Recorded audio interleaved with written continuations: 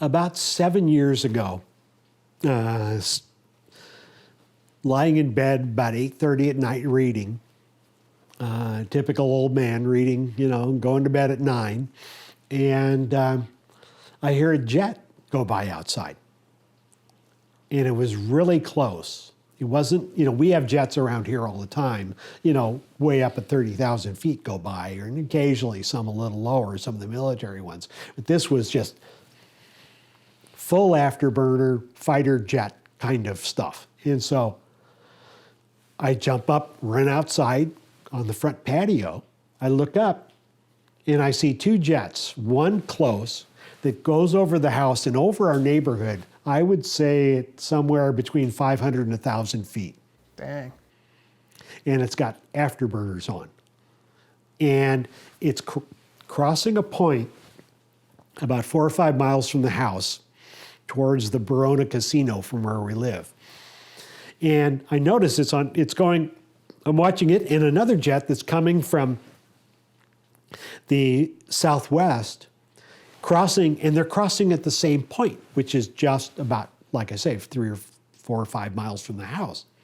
And it's behind a ridge line, so I couldn't see what's there. And these jets keep crisscrossing at that same spot.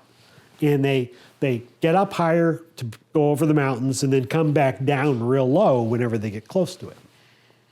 And it keeps going for about 5 minutes. And I triangulate and figured out where it was. And so I'm watching the spot, and I'm sitting down, watching the spot.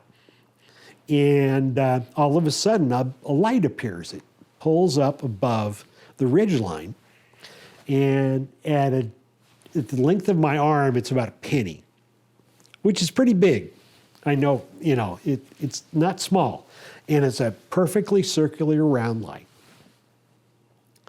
And it was funny because this was a point which I was trying to figure out, what the heck am I going to do? I've got all these things that are bothering me about, should I talk about things? What should I talk about? What am I supposed to do? I didn't have a clue. And so I'd actually sat outside a couple times and said, send me a sign. I'd like to see him. I've had these experiences. You don't remember them. They wipe your memory clean. You get some of it back later, and things happen. You have marks on your body, that kind of thing. So I had said, I want to see him, but on my terms, not where I'm being taken. And so this white light comes up, and all of a sudden I realize, it took me a while to figure it out. It's coming right towards me. And I remember back to having one incident where when I thought of when I came to the realization it was a UFO, it changed course and came right towards me. And that was a mental thing. It was amazing. I hadn't even finished my thought yet. And so I'm thinking, oh my God, this is the answer. They're coming my way. Because I thought it was a plane crash or something when I went out there, because there are a lot of Marine helicopters go through here. And so I thought maybe I was concerned at first about it and not thinking along these lines. And this thing kept coming at me and getting closer, and it got bigger and bigger, and now it's the size of a quarter. And all of a sudden I go, my God, that's them, and here they come. And I thought to myself, I'm not ready for this. And before I finish that thought, light just goes out.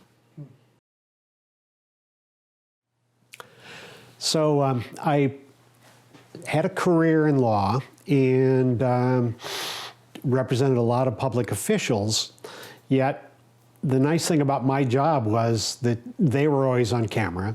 I was in the background, and so my life has always been pretty much in the background, not trying to be the person on camera or, doing anything I could to attract attention to myself, because my clients were the stars. And so I've always sort of been the person in the background. And I even had a case one time where they were holding a press conference, And the general counsel for the organization called me and asked me why I wasn't there. And I go, you didn't pay me for that, and I'm driving away as fast as I can. And so I wasn't on TV for their successful press conference. And probably that's why it was successful, is the lawyer wasn't there. Well, so I'm honored to have you with me on this set for my channel. It's really quite amazing that we have a mutual friend, and that it really worked out where we were both experiencers.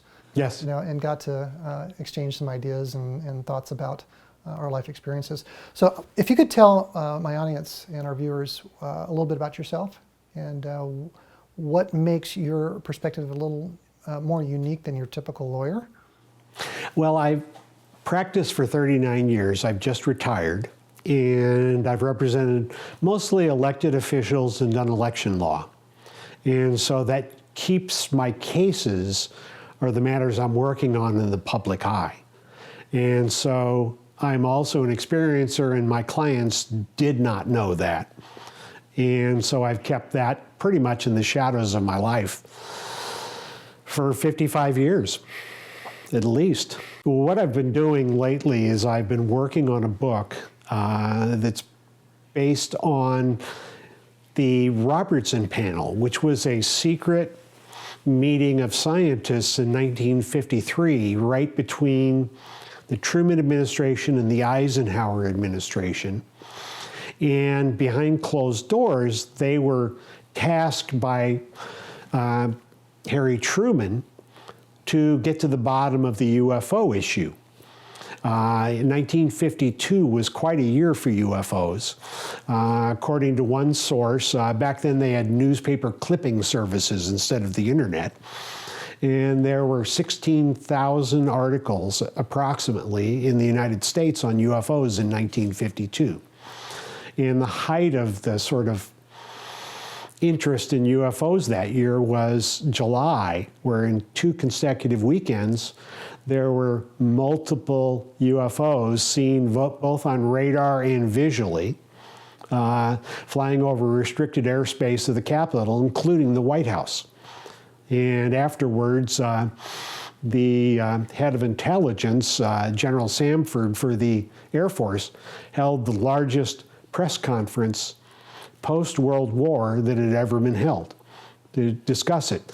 And so the Truman administration knew they had to do something about it, because while UFOs is sort of the number of sightings had faded from 47 when the original, that many people think was the original sighting by up in Washington State, that they were sort of slowly ratcheting down the number of sightings, and but then 52, it blew it all open again. And was it actually a ratcheting down of the sightings themselves, or do you think maybe less reporting?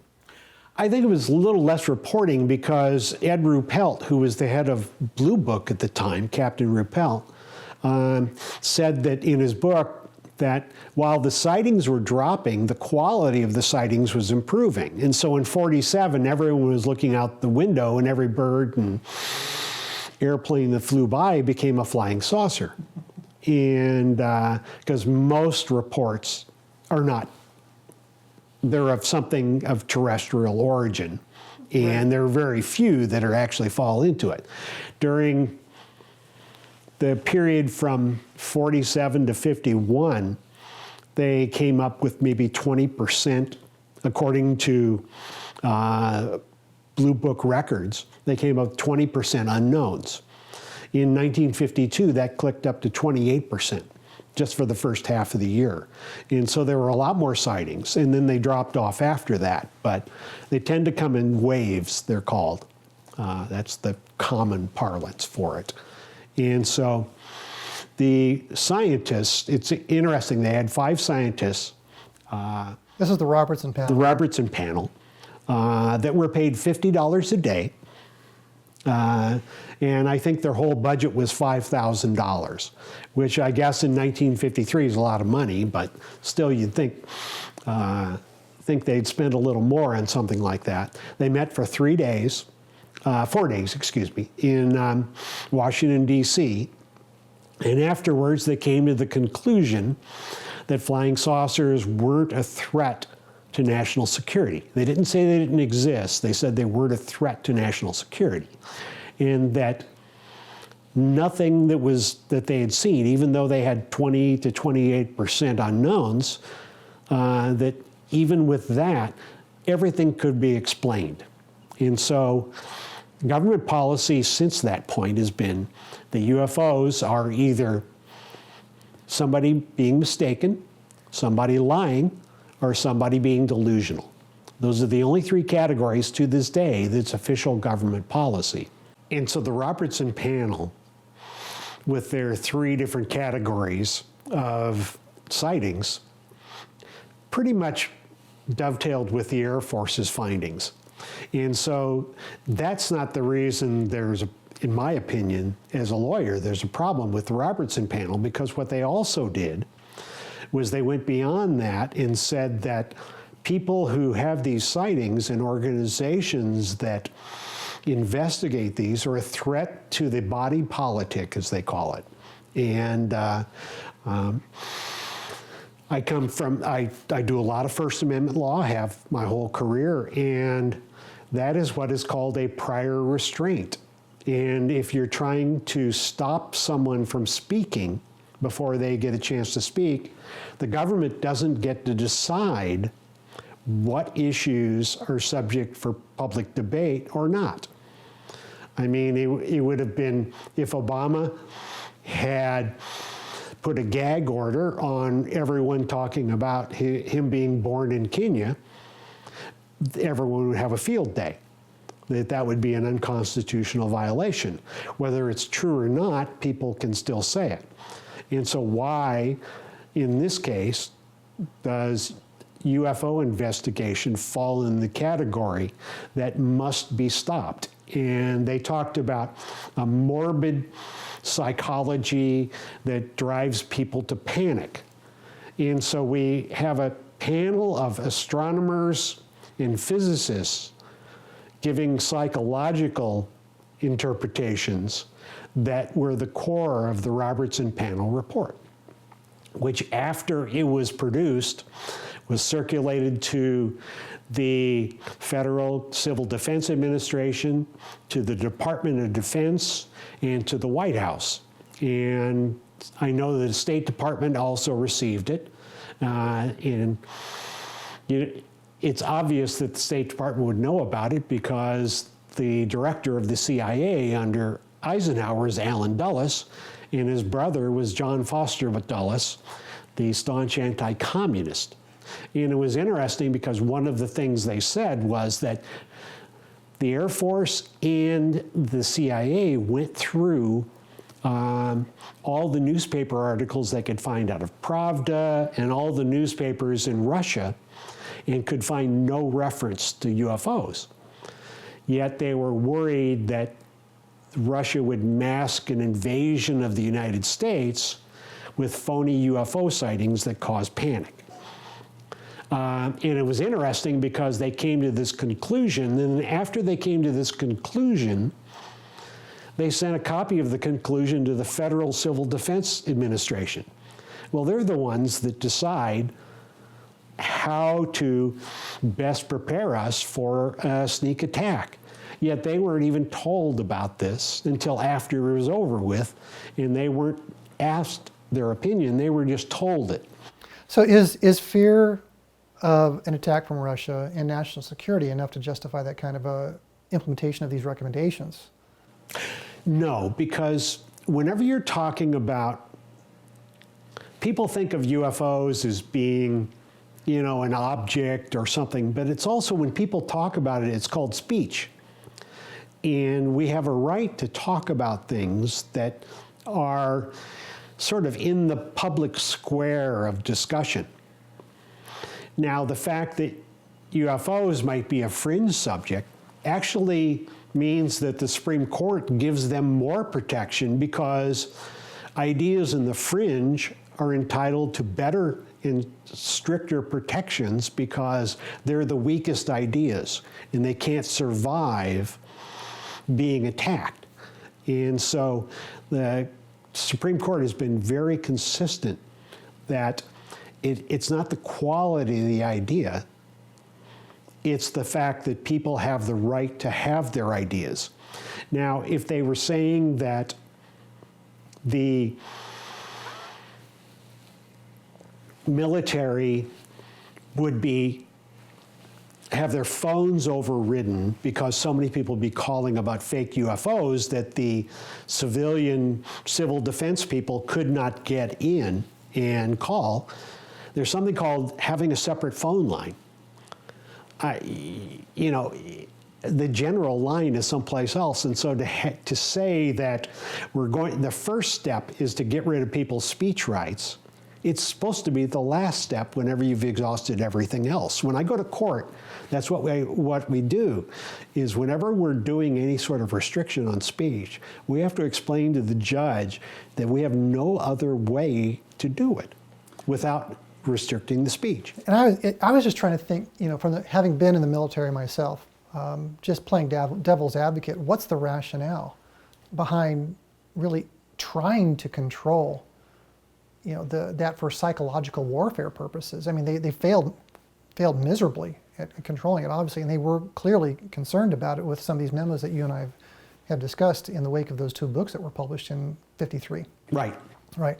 So, you know, I'm just trying to understand the state of mind. Either, you know, they're just coming off of, I think the Brookings report, you know, talking about how the country would respond to an alien invasion right. or revealing of that sort of information. We had Orson Welles as an example of how people responded. You know, so they're thinking, well, look at how the public responded. How can we use this? And now they're controlling the speech of it. Maybe we can keep this to ourselves. It's more of a weapon. They looked at it both as an offensive weapon, and then also how they could play defense if the Soviets used it. But it was sort of amusing to read all that, because they were saying the Soviets had no information in the media there about UFOs. I read that as about not having any information in the media as well, we didn't find anything out there, so therefore they must be controlling it. It seemed to be a leap of logic to me. Since we didn't find any reports about it, then they must be the ones responsible for all these sightings we're having in the United States. Well, it's a double-edged sword. See, if the Russians decided that they were going to use that, they would have to talk about it. And my thinking is that the reason they never looked at something like this in the way the CIA was giving them credit for, it could be turned against them. And so, you know, they have to explain it too. And my guess is that the Soviets are trying to figure out what was flying around the skies as well as we were. Think about World War II with the Foo Fighters. Absolutely. The reports that came out after World War II is every Air Force of every country thought it was the other guy doing it, and they weren't. But it was interesting because the fear of, you know, it was the Red Scare time. Senator Joseph McCarthy was holding the Red Scare hearings, the Army McCarthy hearings at the time, and there was a lot of paranoia running around. And so, to me, the CIA could use that paranoia if they threw this group into it to help them, because if you look back over a lot of the abuses that happened during the 50s with the CIA, the MK Ultra, the illegal mind control experiments on Americans, the overthrow of legitimate governments around the world, Guatemala, Iran had a prime minister, a duly elected prime minister, and we helped overthrow them in 1954. So all this was going on, and so there was a lot of paranoia going on about things. But if UFOs weren't real, why were they so worried about it? They were scared, you could tell. And the panel that they put together, the scientists, their two big recommendations were psychological, which none of them were qualified to make, And the other is that the one thing they added was they wanted an educational component where the government would spend money with civil defense, which had education of the spotters, and would take it to amateur astronomers. And as a young J. Allen Hynek said, who was an associate member of the panel, spread the gospel that UFOs aren't real. And so of all the recommendations, they took the educational component out of it because they wanted to keep it secret. And instead, they kept the debunking item, and they use that's where the term debunking comes from. It was from that memo. From that, yeah.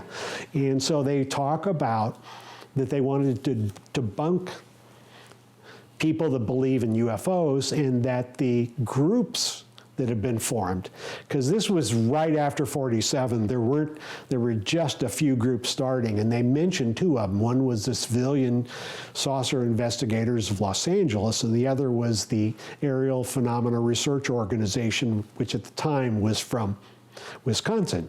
And it was basically two people, a married couple, that did it. And that they were a threat, and they needed to be watched because there were several memos talking about their loyalty, yet no one ever had anything against any of these people. And that's all funded out of that fear. Yeah, and the Air Force actually did surveillance on some of these groups before the Robertson Panel.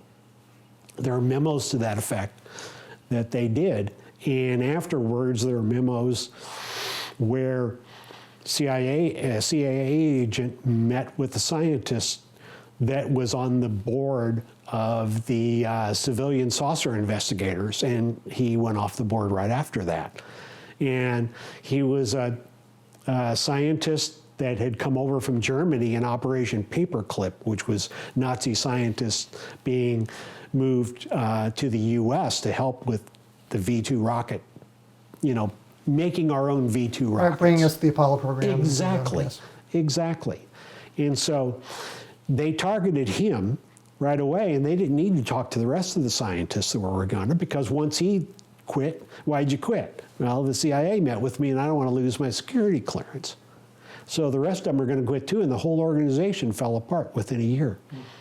And it had been sort of overwhelmed because it had been it had been mentioned in a Life magazine article in 1952, I believe.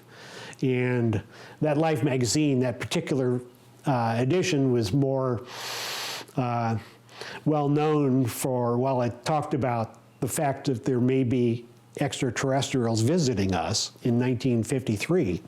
It also had Marilyn Monroe on the cover, and so, right. which made it the most read article on the subject ever. It's funny when you mentioned Life, you're going, well, it made that most popular. I said, wait a minute, we're talking about UFOs. Was there a popular UFO Life? No, it was Marilyn Monroe on the cover. Yeah. And up in the right-hand corner was the little article, a little article about, are we being visited? Interesting. And but they mentioned the Civilian Saucer Investigators, and so this was a group of people just donating their own time, and all of a sudden they were getting reports from all over the world, and so they studied the better ones, and when you have physicists looking at things, they're gonna do the science for it. It seemed to me, I was taking a look at all the list of doctors, the scientists on this Robertson panel from this lab, that lab. These are all government labs. Yes. That they're involved with. So it seemed like their intent was pure insofar as trying to identify, well, look, if we're going to do this, you should train people on what these things are. That's a lens flare, that's temperature inversion, that's a standing lenticular, that's a weather balloon, that's the SR-71. We can't tell you it's an SR-71, it's something different. That's your imagination. But at least they had made recommendations for a training program. It looked like they even had certain groups targeted. And I was looking through that, and some of them seemed to have been mostly associated with the military. Well, and it's funny, the current CIA website talking about the history of UFOs, Gerald Haynes, the CIA historian, wrote a section on the CIA website on the history of the CIA's involvement in UFOs, and he calls them a distinguished panel of non-military scientists. Every one of them worked for, before and after, secret, programs to develop weapons, every one of them. And so, first of all, they brought in a group that knew how to keep a secret. They brought in a group that had nothing to do with their particular spin on it, which was psychological. And they brought in a group that they knew they'd be using in the future in some aspect or another. In fact, later in the 50s, Europe had the same kind of UFO wave that we had in 1952. It lasted a couple of years. And Harold Robertson, who was the chair of the Robertson Panel, was a physicist at Caltech. He went back to teaching, and he'd still work on defense programs on the side, but they sent him over to Europe, and he was assigned as the science advisor to the Supreme Commander of NATO. And it's interesting that that's the same time the UFO flap hit Europe.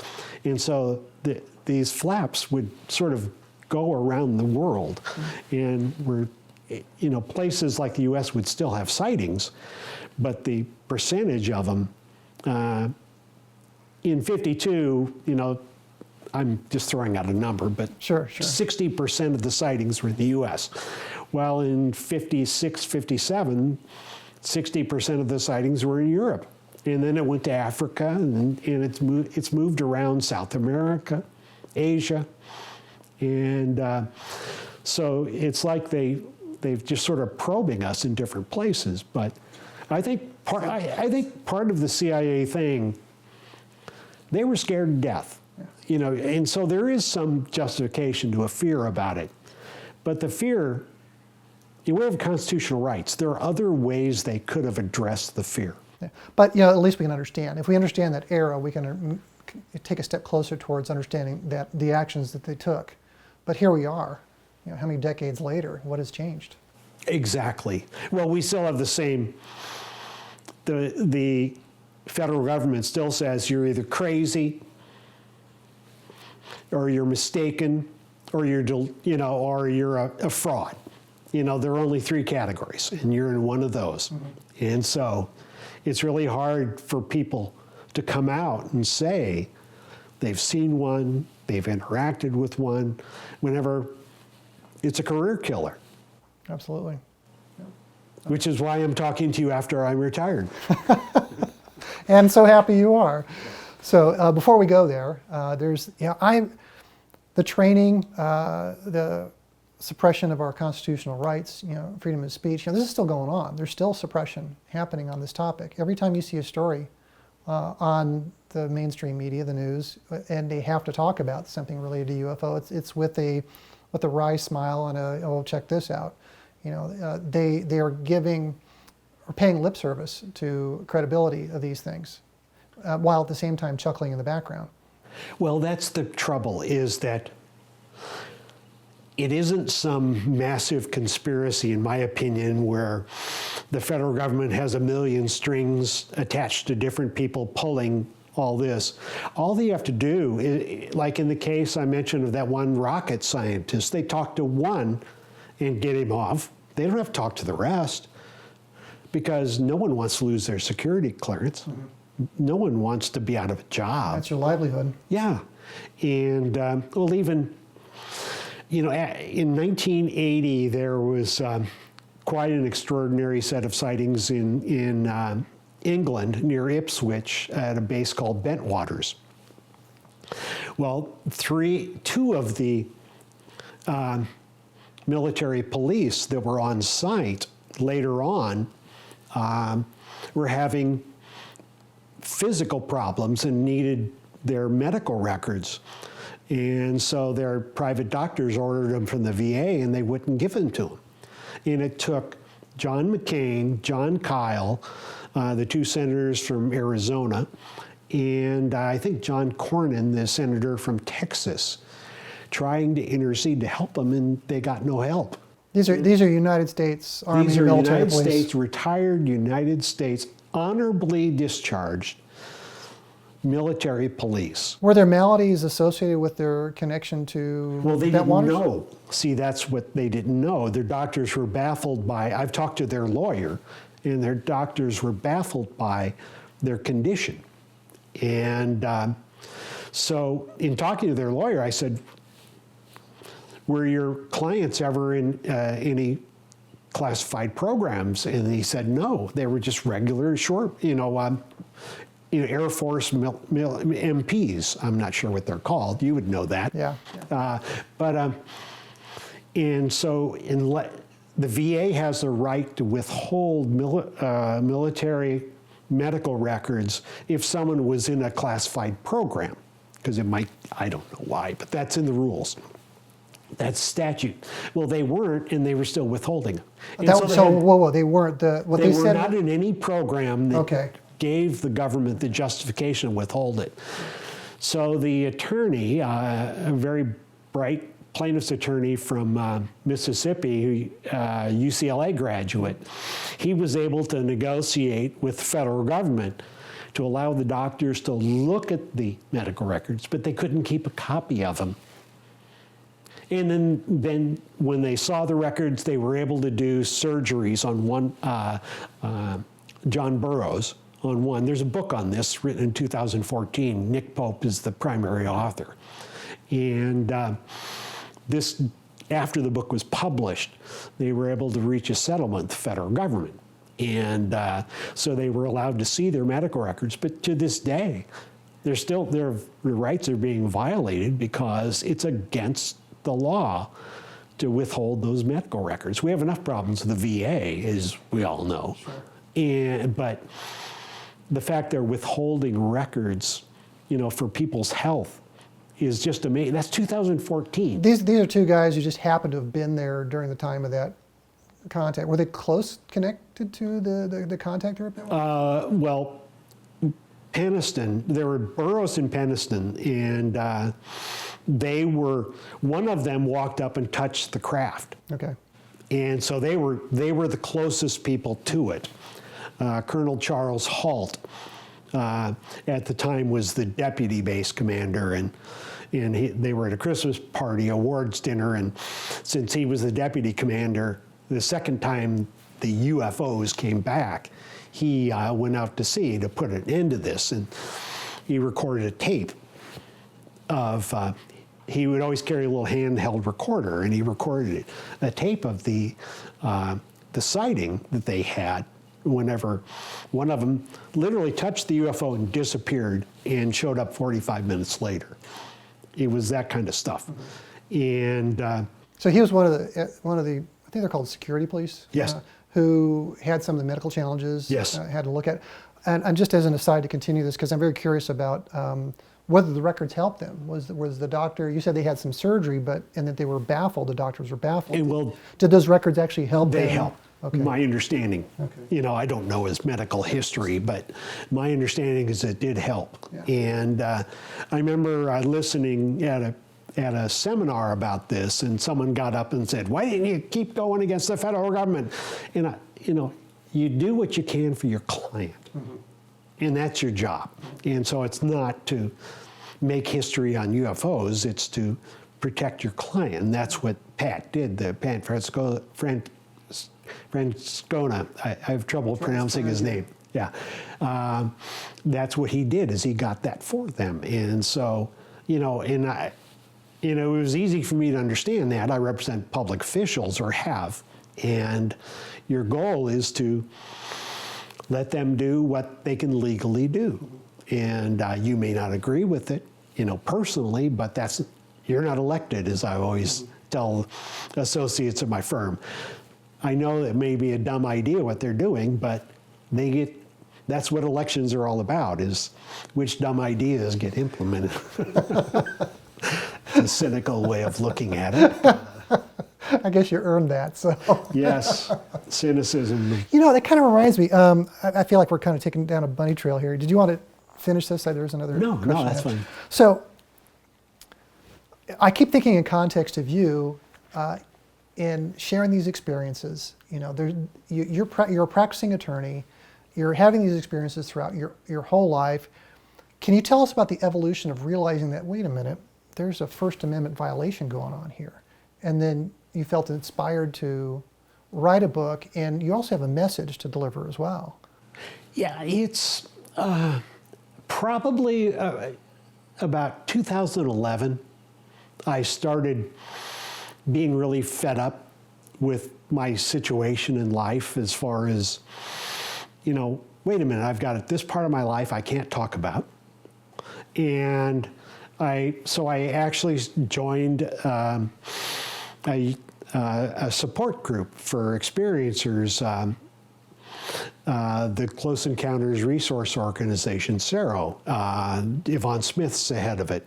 And it was just amazing because I'd sit in a room with 25 other people, and I thought I was the only one that was crazy like that, but I had similar experiences to other people and sort of validated it.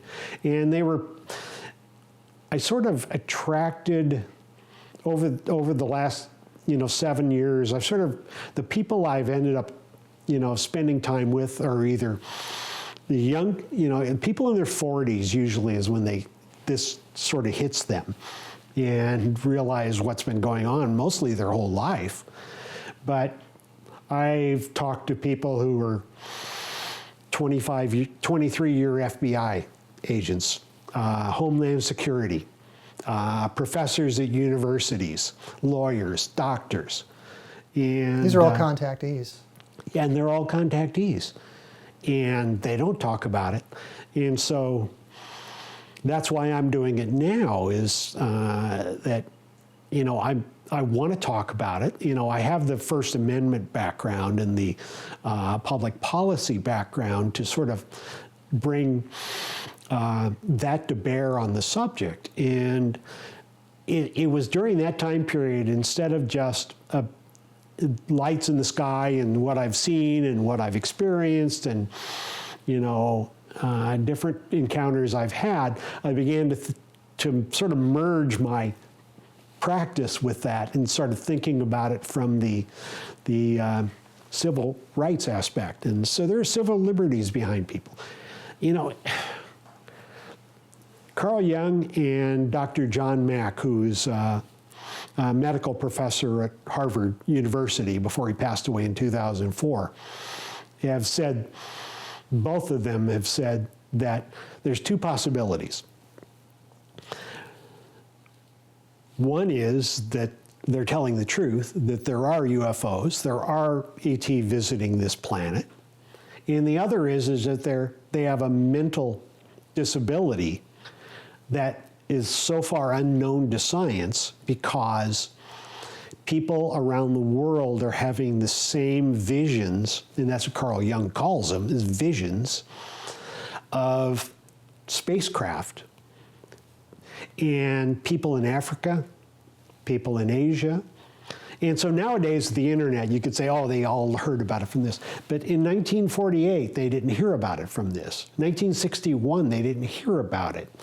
And so there's a commonality. And so what both of them say is if there's a mental condition that can be shared by people all around the world who don't know each other, have no connection whatsoever, and they share a common vision, that may be a bigger issue than UFOs. And so they used a word to describe that, didn't they, or a phrase? Shared consciousness. Yeah, collective consciousness. Collective consciousness. I've heard both. Yeah, and so there are aspects that I've sat down with people from Australia, from England, from New Zealand, and who have had virtually the same kinds of experiences I have. No one has exactly, but everyone has, the standard drill. You end up with marks on your leg. You end up with, missing time.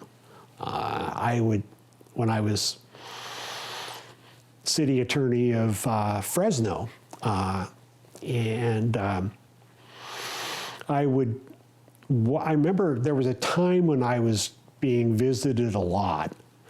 And I loved walking at night because Fresno's hot. And so walking at night is great. And when you walk underneath 20 street lights and they all go off when you're under them, and then they come back on after you go past, because electrical disturbances are one of the symptoms of that you've had a recent experience. And to have that, that's very unnerving. And so it's hard to ignore things like that.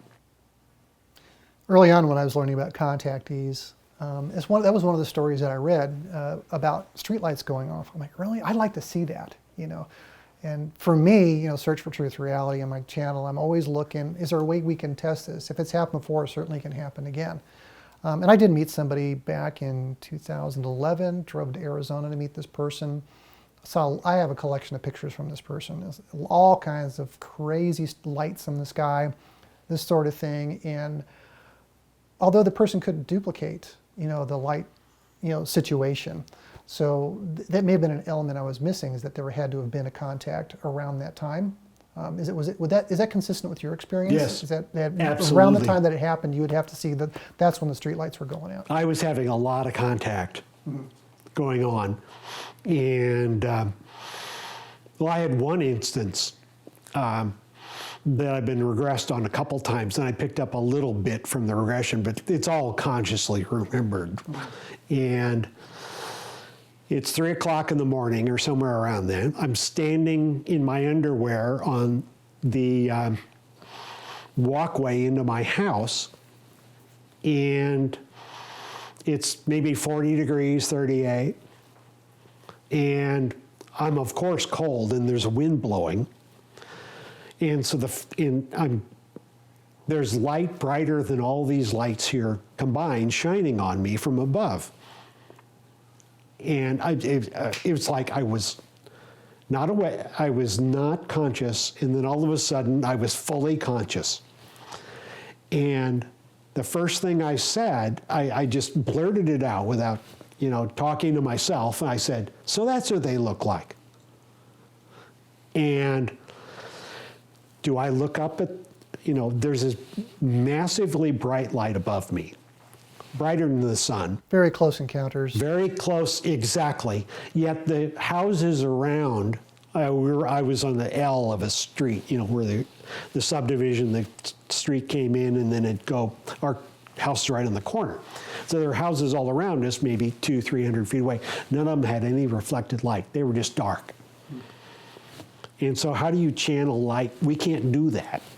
You know, we can't do that. And so I said, literally came 100% alert and said, "So that's what they look like."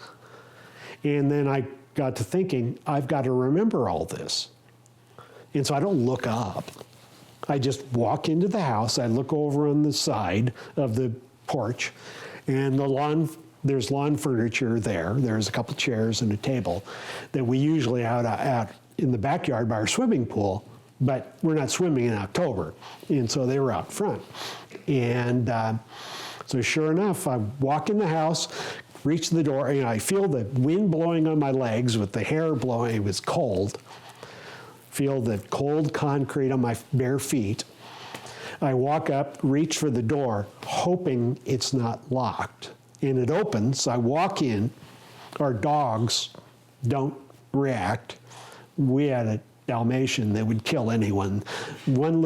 It was not very bright, and one little noise, and it was on the attack mode. And once it calmed down, it was a good dog, but they were totally silent. I went right in, went to bed, went right to sleep. Next morning, I wake up. I wasn't scheduled to do anything for 2 weeks. I had scheduled 2 conferences in a row, and I'd never done that before. I wake up, and the room is just spinning like crazy. Not in a circular. It was like the entire room would shift to the right and then start back over there again. And I threw up about 200 times in the first hour. And when my wife finally got me to the doctor, he gave me some anti-nausea medication and some steroids to shrink my inner ear. And he said I was either had a blow to the head, or I caught some unknown virus that he didn't know. And so what did he do with all this? And I can hardly move. He sends me home. Take 2 aspirin and call me in the morning. And just about. And so I couldn't drive for 2 weeks, and I couldn't focus very well. And it was lucky I had scheduled my clients. There was an election coming up, and very seldom does anything happen in a city before an election. I mean, we joked that the most controversial thing you put on the agenda is a salute to Public Works Week or something, you know. Also, the timing couldn't have been better. Yeah. So the timing was all set that way. And then when I finally focused, I noticed I had these two lines right here. And I didn't have them before. Like, I have wrinkles that go that direction. They'd take years to form. They slowly form. It was just instantly on. It is like a scar. And I never figured out the connection. And so fast forward to about 3 years ago, and I 4 years ago, I decided to be regressed by Yvonne Smith. And so it wasn't very successful. I couldn't break through anything, but I did get one thing where my body, I was trying to recall that instant, that night. And it was great. It was funny because I had been at a city council meeting, and This is before the incident? yes, before the incident, I'd been at a city council meeting. It went longer than expected. Everyone was mad because it should have been non-controversial. And I still remember the smell of the linoleum floor and everything else in regression. I mean, it was Wow. like. See, if I were to do regression, that would be the sort of thing that I would expect to have happen, or for me to give it any credence. And to have so, that clear vision, you know, the sensations, all that. And the meeting, at the time, I'm a lot calmer than I used to be. My T-shirts smelled, and I remember getting in the car and going, "Man, I'm glad no one sat next to me at this meeting." And so I drove home and went to bed, and so I remembered all that. And then fast forward, the next thing I remember is I'm laying down, and I'm slowly becoming paralyzed, and it's spreading through my whole body. And Yvonne asked me to raise my hand, and I couldn't for a long time. It took me a long time to do it. And then I had my eyes shut, and I saw the top half of a gray's face this far away from me. And then this object, I could see, through my, when lights are very bright and your eyes are shut, you can see movement. And I saw movement going like this in front of this side of my face. And then it went backwards about a minute later. And then all my paralysis went away. And I go home and I go, that's really weird. And one thing about Yvonne, people talk about hypnotic regression, but I would use her to take depositions because she doesn't lead people. The basic thing is then... It's so true. There's so many bad regression stuff. You find them online. Yeah, I just found one. You can tell right off. I found one yesterday, played it maybe 10 seconds. I had to turn it off because the first question was an absolutely leading question. Yeah. And so I was, I'm really skeptical of, being a lawyer that they're going to be able to ask questions. And so she did it pretty well. So the night after, I get regressed and see this alien that I promised to draw a picture of and all that. And have a little breakthrough as to what happened to me, because this is the side of my face where something happened to me. And I had a medical condition because of it. And so I'm sitting around at home, and I had just finished a book, and I didn't have a book. And so I go into my library, and I do this occasionally. I'll look at some of the books in my spare room and decide to read something. I'll look to see if I have a bookmark, like I haven't finished the book. I didn't want to start a new book because I I'd go get another new book. And so I found a book, Whitley Strieber, in fact, it's on the bookshelf behind me, Communion Letters. And there's a bookmark, and the bookmark was it was the receipt, 1997. This is, almost 18 years before. And I go, wow, that's bizarre. And it was a year before my incident. And so I started reading the book. The bookmark was a couple pages from the end of a chapter. And then the next chapter started, and it was a guy who wrote a letter to Whitley saying, after reading Communion, he said he got 250,000 letters from people around the world.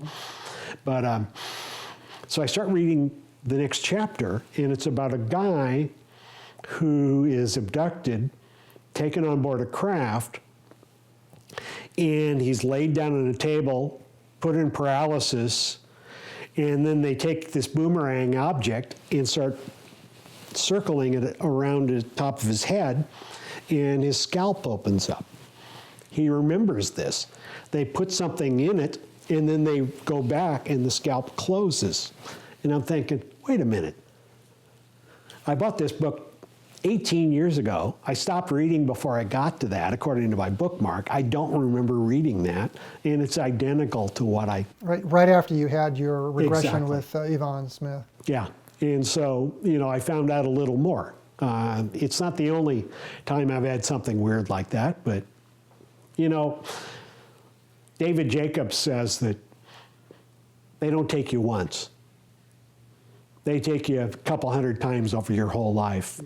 My mother lives with us, and about 4 years ago, she goes, "Did I ever tell you about the time I found you on the refrigerator?"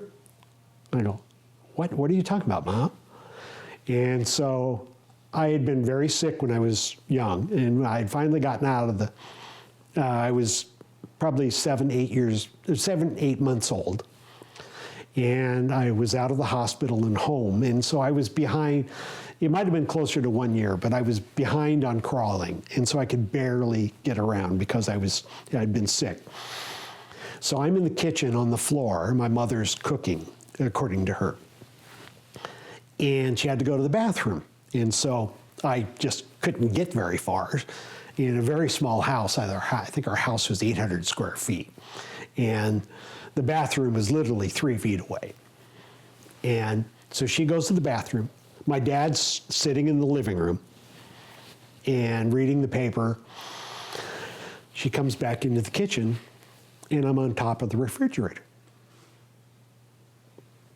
And so she tries to pull me down, and she can't reach that high. I'm 7 months old. I'm on top of a refrigerator. She calls my dad. What's wrong? He comes in and wants to know what the hell I'm doing on top of the refrigerator. And now he was a practical joker, but this was not. He would always admit his practical jokes because then he could say, That would be a cruel joke. I mean, with an infant, who would do that? I mean, the back door was locked. Wow. And I ended up on top of it's not the only thing that happened. Well, so what do you think? What do you think happened? Just to ask the question. I was taken and put back. And put back there. I've had incidents where I'm in one position, and then a second later I'm facing some other direction, like a millisecond, and I can't put it together. And I had a sighting when I was a junior in high school like that. And I did a regression on it, didn't get anything. But when I went back to the spot after the regression, I realized, wait a minute. It went over the water tower. I thought it went straight. The water tower's over there. So the memory of, by revisiting this location later in life. Yes. Where you had the contact experience and you remembered it one way, but when you went out there and actually did a little recon of the area, you realized that you were likely returned in a different position, right, which explains the water tower being a little off from your memory. It was in a town called San Dimas, is where I grew up. Okay. And we were playing basketball that night and played for 2 hours in someone's backyard. And so I'm going home and I'm all sweaty. And instead of going straight home, I decide I'm going to go lay in the new park and just, look at the night sky, because it was beautiful sky out that night. And of course, I go lay in the park. They hadn't even the grass was just growing. And so I lay down in basically fertilizer, or peat moss in a soon-to-be grassy area. Sure. And now, why would I do that? I'm sweating. I stick to it. And I look up and I see this object off towards Brackett Field, is the airport that was nearby. And it's closed at night. And so I'm, oh, wow, that's weird. What's a plane doing flying with no lights on when it can't land at Brackett Field? Brackett Field's closed. And so I'm watching it, and it's going towards LA, and it's totally black, and I can only see it by the dark outline against the night sky, because the night sky isn't pitch black, especially a starry night. Like it was an unusual night in smog belt, which San Dimas was in the middle of, east of Los Angeles, and it was one of those very, April clear nights, because it probably rained before or something. And I'm watching, I'm going, wow, that's a weird plane. I don't hear the noise, because I know that it'd be 4 or 5 miles away. I could hear it, because I knew the distance and I could tell. And I'm going, is that a plane? Is that a helicopter? And it was lenticular shaped. Okay. And so it was across my field of vision, about to right here in my field of vision. And I said to myself, it's not a plane, it's not a helicopter, it's silent, it's a UFO. And before I finished saying UFO, it changed direction, and it didn't turn. It was literally going one way, and then it started going this way. It made a 140-degree turn. Acute angle. Yeah, you just can't do that. And it just came right towards me. I'm watching it, and I lost it for a minute. I looked down, found a rock, picked it up, fit perfectly in my finger. So is this thing growing in size as it's approaching you? It doesn't have lights on, but the silhouette is getting bigger and bigger. And so I pick up, and when it comes over the top of me, I throw a rock at it. And I had a pretty good arm then. And I'm sitting there looking, the rock comes down, nearly hits me in the head, and I'm staring straight at it. You may have had a good arm. I don't know about good senses. Yeah, I know. Well, you know. As a child. I know, exactly. Well, I was 16, 17 years old. Right. 17 at the time. Yeah, 16 or 17. Sorry to poke fun. Go on. Oh, no problem. And if it was 100 feet in the air, I figured 2 telephone poles, That's not very high. No. And when it got to me at this point, because it was coming straight down towards me. Okay. When it was probably... Are the field of stars disappearing as this thing is approaching? Yes. How big is this thing? Okay, at 100, if it was 100 feet above me, it was 30 feet across. Okay. Because when it was above me, it was perfectly circular, because I was right underneath it. Okay. And so I remember it going and just going straight. I turn around and follow and watch it. So this thing went from lenticular to circular. Yeah, because the bottom. Right, because you're seeing the bottom. Now you can see the whole shape of the craft. Exactly. Interesting. No lights, it's just black. Just absence of light. I'd never seen anything so dark, because the night sky looked animated. Right, it's a departure from a lot of the sightings. They talk about Christmas tree lights, glowing auras, the plasma glow, that sort of thing. But it literally reacted to my thoughts. And it reacted before I even finished my thought, right. And came towards me. And so I thought it went straight and went over this one water tank, and then over the San Gabriel Mountains over Azusa. But then after I was regressed on, I couldn't get anything out of the regression. I just sat there for 10 minutes and didn't say anything. But you went back to the location. And I went back to the location and realized, wait a minute, the water tower is over, or the water tank's over here. And And I thought it was right behind me. And so it went on it literally stopped, and then I was in a different position when I went back. Right. You know, it's sort of like in a movie, if they, the second take, they put someone in the wrong spot, you know. Right. And so that was, and I went home. My dad was interested in UFOs. And do I tell him? No. I just go right to bed and go to sleep early, you know, at 9 o'clock, you know, and how many teenagers go to bed at 9 o'clock? This is going on your whole life. Yeah, this has been my whole life. And so a lot of my college friends and my wife talk about me talking about it back then, but I don't remember really talking about it. I kept it close to my vest. Right, that was my next question, is you know, how much you talk about it back then, because clearly moving into law, you're going to lose a lot of credibility if you're opening your mouth about this sort of thing. On this hand, up until 10 years ago, is how many people? That you've talked to? Yes. Weren't they your associates that you'd work with? No, they were friends. Friends are interesting. My best friend from college, well, I bought him, to show you what kind of person he was, I bought him for Christmas one year, a book that I found in a used bookstore. There was a guy who, in the teens and 20s of the 20th century, traveled through Tibet and India, and he saw swamis floating, and he saw the abominable snowman, and everything that you could think of, he saw. And he just thought it was a great book. And his wife looks at me like, "What the hell did you get him that for?" I'll never be able to live with him now. But I told him.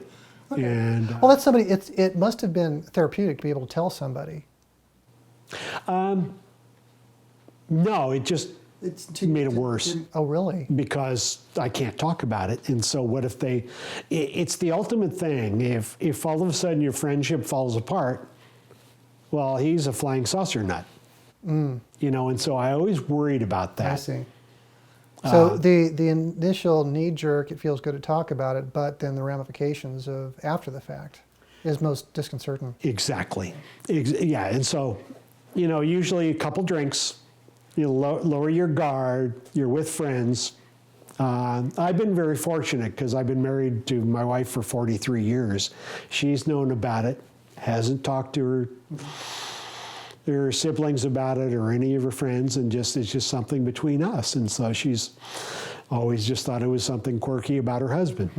And until there were, I don't want to go into No worries. The incidents, but there were incidents where she turned to me and goes, "It's real. Did you know that?" Did you know that? What do you think I've been telling you? Welcome to the party, honey. Exactly. Exactly. There was something where, yeah. And so, no, it's been hard, and which is one of the reasons I'm talking to you, because I'm thinking of the professionals that I know that are in their 30s or 40s, and they can't, you know, they can't talk about it. And now things are loosening up. The younger generation, the millennials, are much better about this. I remember my son is in town from college visiting, and he's going out with a bunch of friends. And so they come in the house, and he sees me going, and one of his friends says, "Where's your dad going?" "Oh, he's going to a UFO conference." And I just about cringed because he told other people. And the young people, they were all college age. They go, "Cool." And so that had been my generation. It'd have been much different. It'd have been much different. And so it's loosening up. But professionals, I just feel sort of an obligation to talk about it, because there are other professionals that have had this. I've had lawyers call me freaking out, you know, that I had to call and cancel court this morning. and everyone wants to know why. And I didn't get any sleep, and I woke up and I got marks all over me. You know, and so, you know, in talking to, you know, different professionals, architects, engineers, lawyers, I went through the list before. Sure. But I can't think of a profession that I haven't talked to someone who's had something like that. And up until 7, 8 years ago, when I started getting into this, I didn't know that. There weren't support groups, you know, for this kind of thing. And so you find out, and you know, I'm being the older person, I'd let them talk first, you know, and so I'm the old gray beard, so they let, you know, what's your experience? And it turns out, I mean, and I'd say, well, I remember going through the same thing about your age too, you know, where you have a lot of intense, you know, contact. It goes in spurts. How did that make you feel when you first heard that? Well, it sort of stressed. Sorry, it sort of stressed me out. I thought it would make me feel better, but at first it was like, there's always that. You know, if I was crazy, I could go to therapy for it. And so there is no, you know, it's a tougher answer. And so I thought it would be good for him. I thought it would be great to hear that. But afterwards, I'm thinking, I was disappointed actually that, you know, I can't take a pill. You know, there isn't some pill with a funny name that they're telling you to your doctor to give you to, you know, not seeing UFOs. I mean, there are, you know, I was hoping there'd be something like that, and there isn't. It'd be a simple solution, wouldn't it? It would be. You know, That's I didn't ask for this. You know, some people say that you do before you are born, or I've heard that too. I've heard that. You know, I'm not so sure about things like that. Since I haven't died, I don't know what's there. You know, That you know of. yeah, that I know of exactly. But no, I've just decided to, you know, go ahead and just start talking about it, and it's hard. I'm very nervous just sitting here talking to you. I'm more nervous than I would be in court. So what message do you have for professionals who are watching this now? What do you want them to know? I want them to know they're not alone, and just go on with life. I don't recommend hypnotherapy if your life's going well. To me, you know, there's a lot of people that talk about hypnotherapy, is it false memories or whatever. I don't look at hypnotherapy as being the answer to the question. To me, hypnotherapy is therapy. If you need it, if you're having problems coping with things because you're different than everyone else, then it's good for you. But as far as proving what happened, now, if the same stories come out again with different therapists, different cultures, different locations, different economic status, and they all tell a similar story, that's circumstantial evidence for me as a lawyer that there's something there. Yeah, no one has a UFO in the backyard. I mean, you have marks on your body. You have, you know, people with black lights, they can see where they hold them, you know, where they grab them. It's fluorescent. And so you can see 3-finger marks on one side with the thumb or whatever the other thing is in the back. And there are things you can see, implants. You know, I probably have an implant, because why would they do whatever they did? And it's interesting, that's where my dad's stroke was, is right that same spot. Interesting. Yeah. I use the analogy that we're blindfolded, we're in the lobby of Rockefeller Center, next to the elevators, trying to figure out what's going on the 55th floor by the people getting off the elevator. They're not all getting off from the 55th floor, so it's pretty hard to figure out.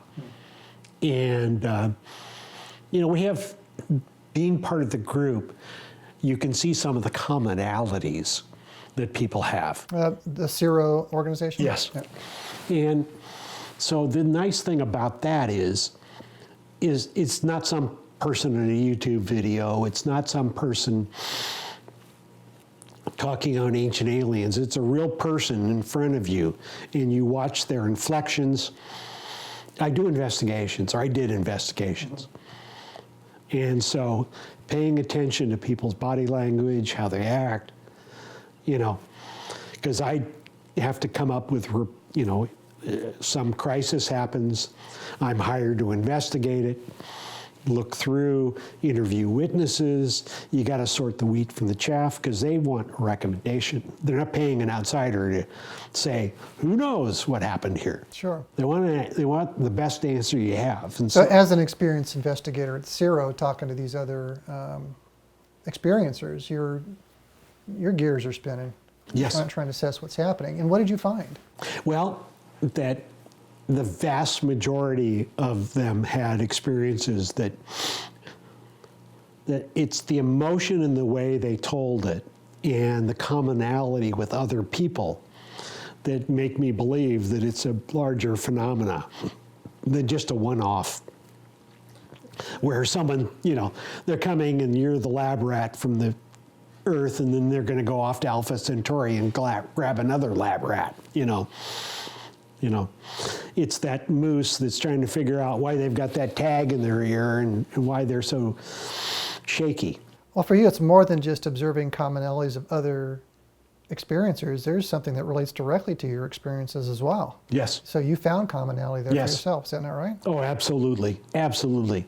And it's also the way, when people tell a story, you know, body language, the way they move forward, you know, the inflection in their voice. And so I've been able to, you know, through CERO, pretty much cement down what experiences I've had and a lot of questions I had. Well, why did that happen this way?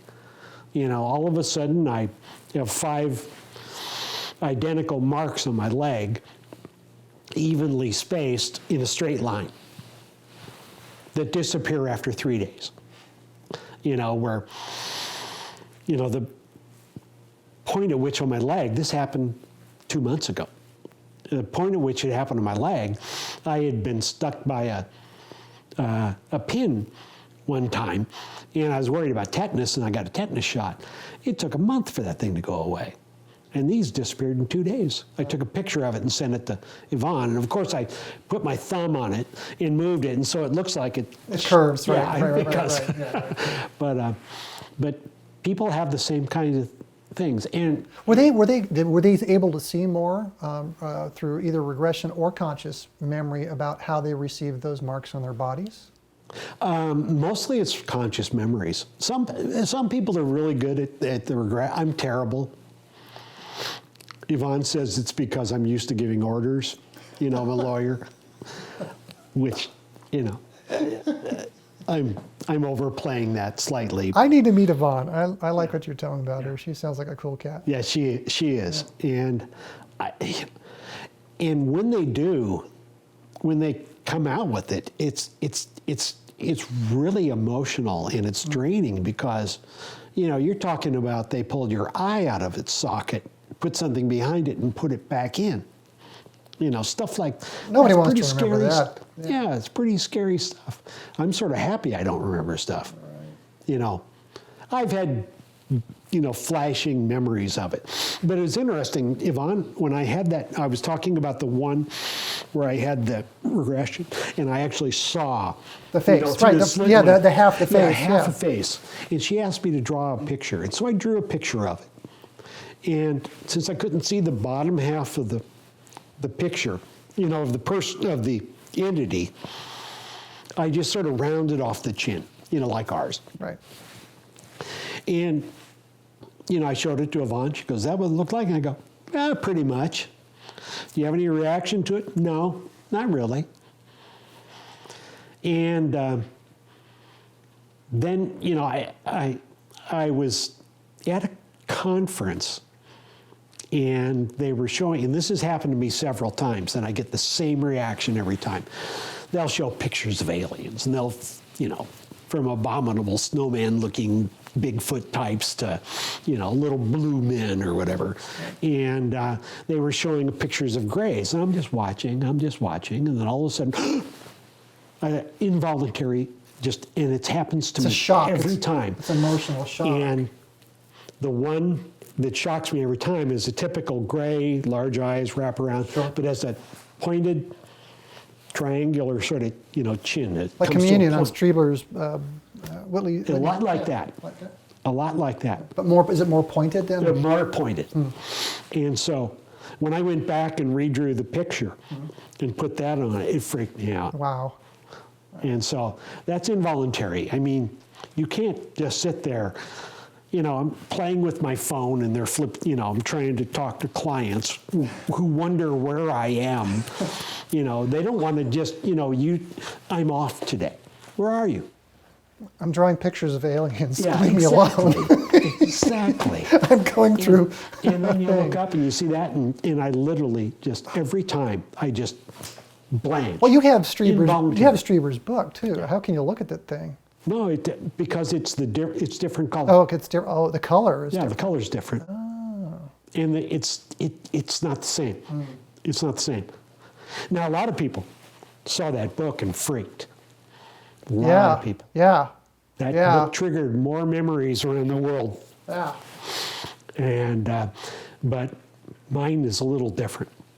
It's not quite the same as mine. That book scared the out of me. That one, reading that one really creepy. I had to put it down a few times when I read it back when it came out. It was like, because I was at the point where, I'm a normally functioning delusional. Normally fun. I didn't know what it was. So that's your label for yourself because Yeah, you're I looking did at that time, yeah. But that book came out, and I'm, no. I'm that and Bud Hopkins' Missing Time. Bud was, the trouble with hypnosis is Yvonne knew Bud, and some of our members actually worked with Bud Hopkins, And in fact, I just corresponded with one before he came over. And he knew what they were like, and you couldn't vary from it. In fact, one of the things that sort of has gotten me involved in it, because I helped co-write Yvonne's book, Chosen, and I was only going to edit it, and then she had minor medical problems, so I ended up writing, half the book, and I'm going, oh my God, what if people read this? Were you freaking out reading it? I mean, some of the stuff is yours. Yeah, but in the book we talk about, there's a woman that was studied at the MIT in 1991 or 2, did a symposium on it. It was not part of the university, but they allowed him to do it. And Bud Hopkins, Yvonne, John Mack, David Jacobs, wow, geez. Were all there. And they were all brand new at it, at the time. Bud was the leader. And one of his patients was there, Susan. And there were scientists from MIT and Harvard there that, just to hear about it, wouldn't sign the guest list, but they were there. And she talked about some environmental messages that she had gotten. And so Yvonne had asked her about, well, what did Bud think? Oh, he just ignores that kind of stuff. He had his own. Right, he's missing time. Yeah. That's his department. The nuts and bolts of an abduction was Bud gave us that. Okay. But there were a lot of people are shown environmental catastrophes, and that the world, there are things going wrong in the world, and so about 2010 or 2011, I just had to do something, and I didn't know what. And so I went to Yvonne and asked, I studied different people in the field and tried to figure out what to do. And number one, I wanted to get out of San Diego County because I didn't want anyone to recognize me. And so I went up to LA, and so I'd drive to LA all the time. And so I joined Yvonne's group, and so I started meeting with people. And what Yvonne has noticed is that, and I've seen this at conferences where experiencer groups meet, is that while they've always sort of given a message of you're destroying your planet, from 2010 on, it's like accelerated 10 times. The number of, because they bring you on, they get your sperm, they get your ova, they kick you off. And hopefully they give you the same pair of pajamas that you wore. And they've switched actually, where people have gone home with the wrong pair of pajamas. What? You know. So they're not doing it one at a time. They're bringing you on mass. Well, there are two different ways. They do it on the ship that comes down, and maybe one or two people in there. Or they take you back to a mothership, and there are literally 1,000 tables in one room. Is this from your own experience or from other experiencers that you're telling about? Other experiencers. Okay. And then consciously remembered. You know, I don't rely on the hypnotic regression stuff. I think most of it's accurate, but it's like any other memory tool. People can abuse it. So they're taking you there, you're collecting your ova, sperm, what have you. But it used to be, in a rare instance, people would be shown on a screen that's sort of like our HD TVs now, except they're three-dimensional. You're in it, where the planet's falling apart. Or there's, you know, like some sort of environmental crisis or a mass, you know, catastrophe has happened and people are running towards the experiencer, and they point, and then everyone runs that way. Are the experiencer points? Yes, and so everyone has, so I went to Yvonne to talk about, it's a long way to get here, I'm sorry, about I need to do something, I just don't know what it is. And she goes, Jim, I've been hearing that all over. And my first reaction was, this is in 2012, 2013 or 14, somewhere in, now I think about it, because it took me a long time to figure out what to do about it. She goes, I've been hearing that all over. Oh, okay, thanks, it's good to know. And first thing is, that's not true. So I go back home after my first meeting with her and don't get regressed. I pay her, but I don't get regressed because people's time is valuable. Sure.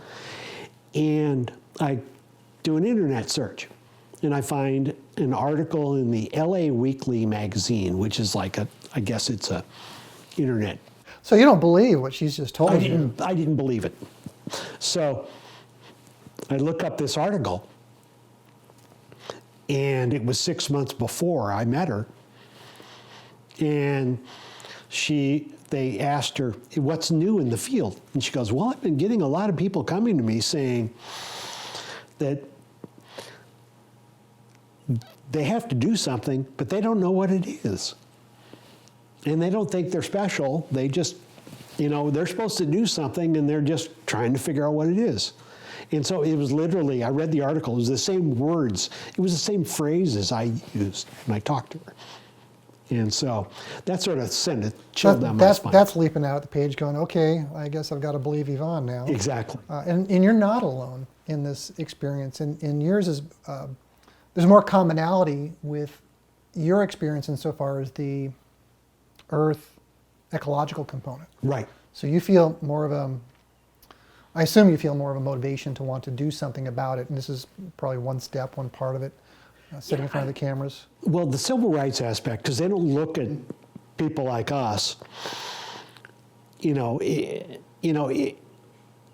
it's the I can make fun of anything you do zone. I mean, there is no political correctness around UFO. Everyone can make fun of it. What's the newscaster that covers the story? Then afterwards they go do do do do do do do. And so it's okay. Most of it, I think, is people are just nervous about the subject. Yeah, I think so too. And so it's easy. I do it all the time. You react with Well, you have no foundation of comparison. Exactly. Especially when it comes out of left field. Exactly. And so I think it's starting to change a little bit, but the message that people that, the common message, and this is, okay, let me start again. Yvonne runs an experiencer session at the International UFO Congress every year. Anywhere from 75 to 150 experiencers. You have to be an experiencer to be in the room. And people that do crazy things, we just sort of ask them, don't come back, And so you want to get it down. And there are always, a dozen, 24 people in there that they don't know what the hell to do, and they're just there because there's no one in their town, their wife thinks they're crazy, their husband thinks there's something wrong with them, and they come and do this. But if you ask the groups now, in the last 5 years, do you have this feeling you're supposed to do something but you don't know what it is? 2/3 of the hands go up in the room. Where Yvonne said, if she'd asked the same, she just started hearing of this about 2010. And then I met a woman from New Zealand, Susie Hansen, who, while I'm helping Yvonne with her book, comes out with a book saying the same thing. Just out of the blue. This is a total departure, because normally the books talk about, okay, they came into their bedroom through the wall, they took them up, go up through a beam of light, they go up there, they take their clothes off, they put them on a table, they extract whatever they need, and then they send them back down. And so it's the same thing every time. Well, this is different. Content. This is different. And, once you read the headlines, every time they talk about climate change, well, we were predicting this, but it's worse. No, it's worse than we thought. No, it's worse than we thought. Well, maybe it is, and we're running out of time. And so what are we doing? We're pulling out of the Paris Accord. We're going the wrong way. And so I think there's an urgency. I honestly don't think they're controlling things from above, that we have free will, and if we want to crash our planet in the ditch, they'll let us. But I think there's a concern. So my interest in being involved in this isn't about them, it's about us. Mm-hmm. Number one, people that have had these experiences, like I say, either it's a mental condition that's unique or it's real. There's no in between on this, and they should be treated with respect like anybody else. And number two, we're running out of time. Mm-hmm. And so that's why I'd rather play golf. I'm a lawyer. Aren't I supposed to play golf in retirement? Well, you're supposed to do whatever you feel like, as little as possible. Well, and I'm writing a book about this and stuff. You're here sitting me in front of all my cameras here. You want to talk about your book and what's when that's going to be due out? Well, I am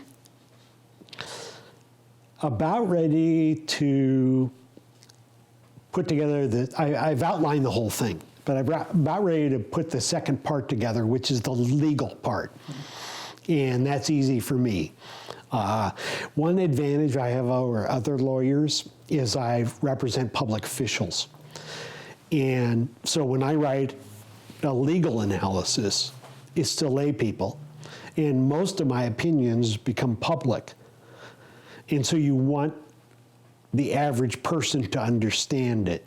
So I tend to do that. Some lawyers look at it and go, oh, well, what about this and what about... No.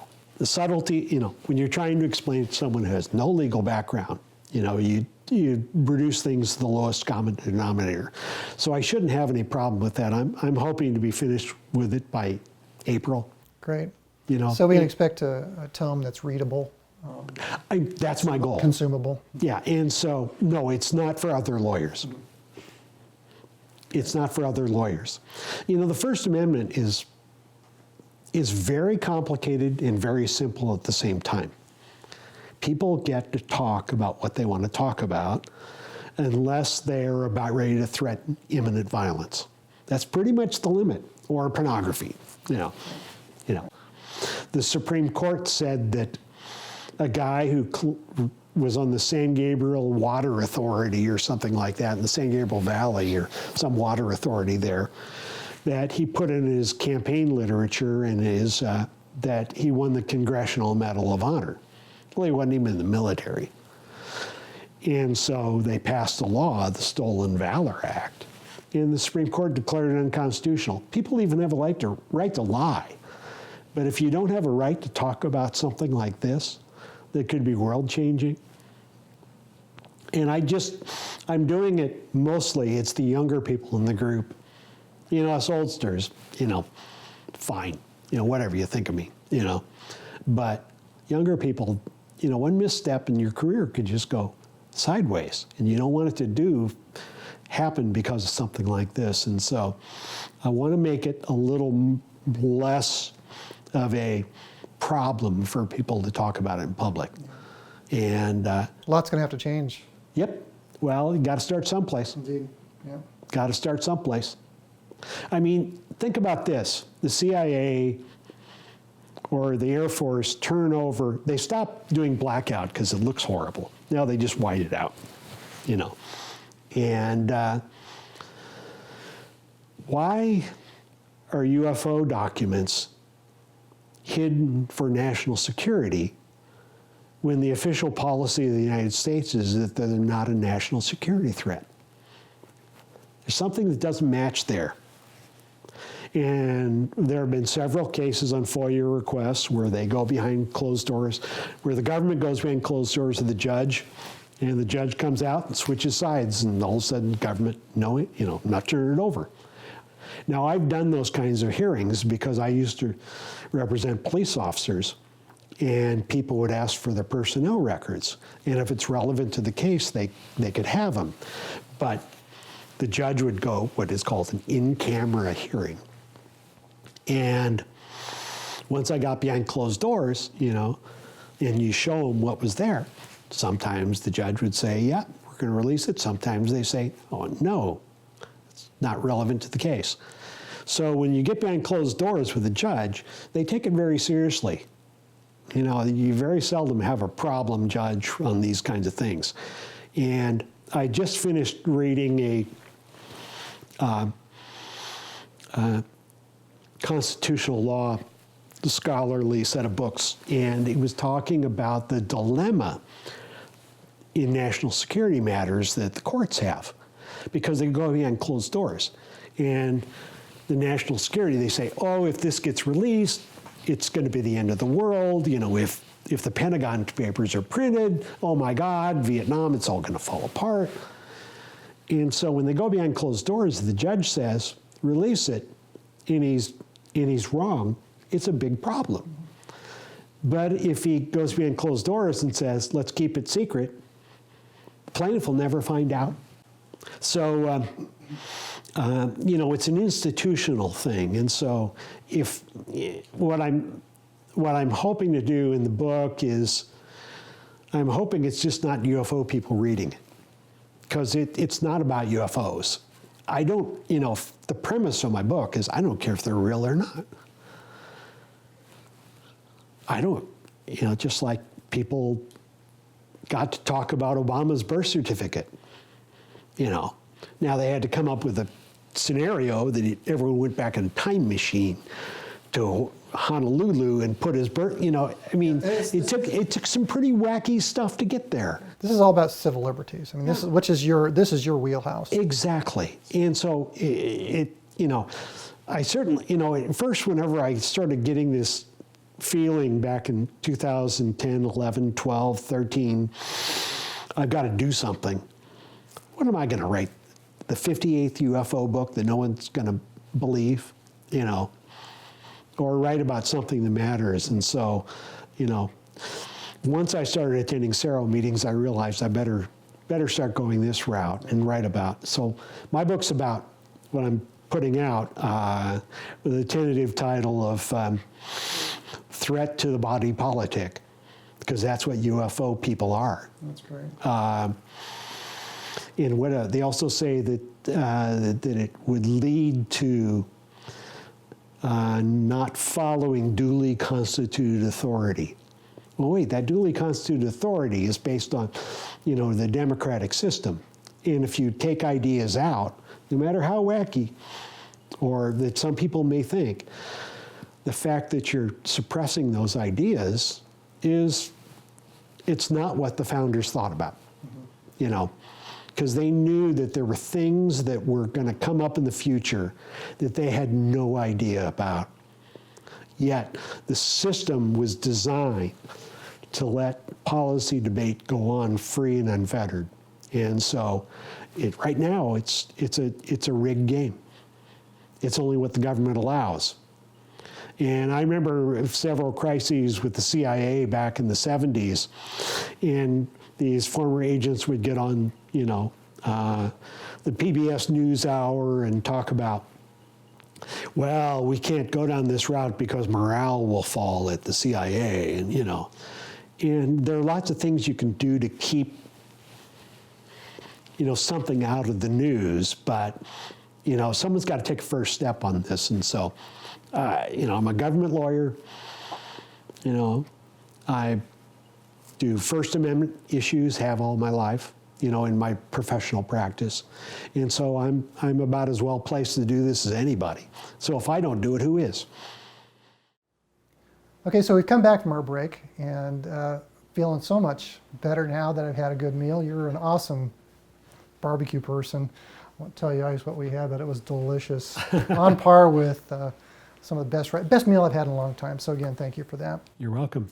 So during our lunch, we were talking to members of the crew, and they brought up some really good points about being non-members of our little club here of contactees, and they expressed an interest and wanted to learn more about the First Amendment and the Save the World sorts of things. So if you can share with us a bit more about that, it'd be great. On the First Amendment, the First Amendment protects speech, and it doesn't, as long as the message isn't about pornography or that they're counseling violence that will occur immediately or very soon, you're pretty much free to talk about anything you want. But over the time of our history, there have been certain times when the government's controlled speech.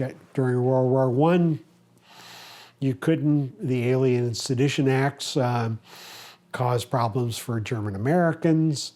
And at every stage, the communist scare of the 50s, which is the same time period that the Robertson Panel was, and the same people involved.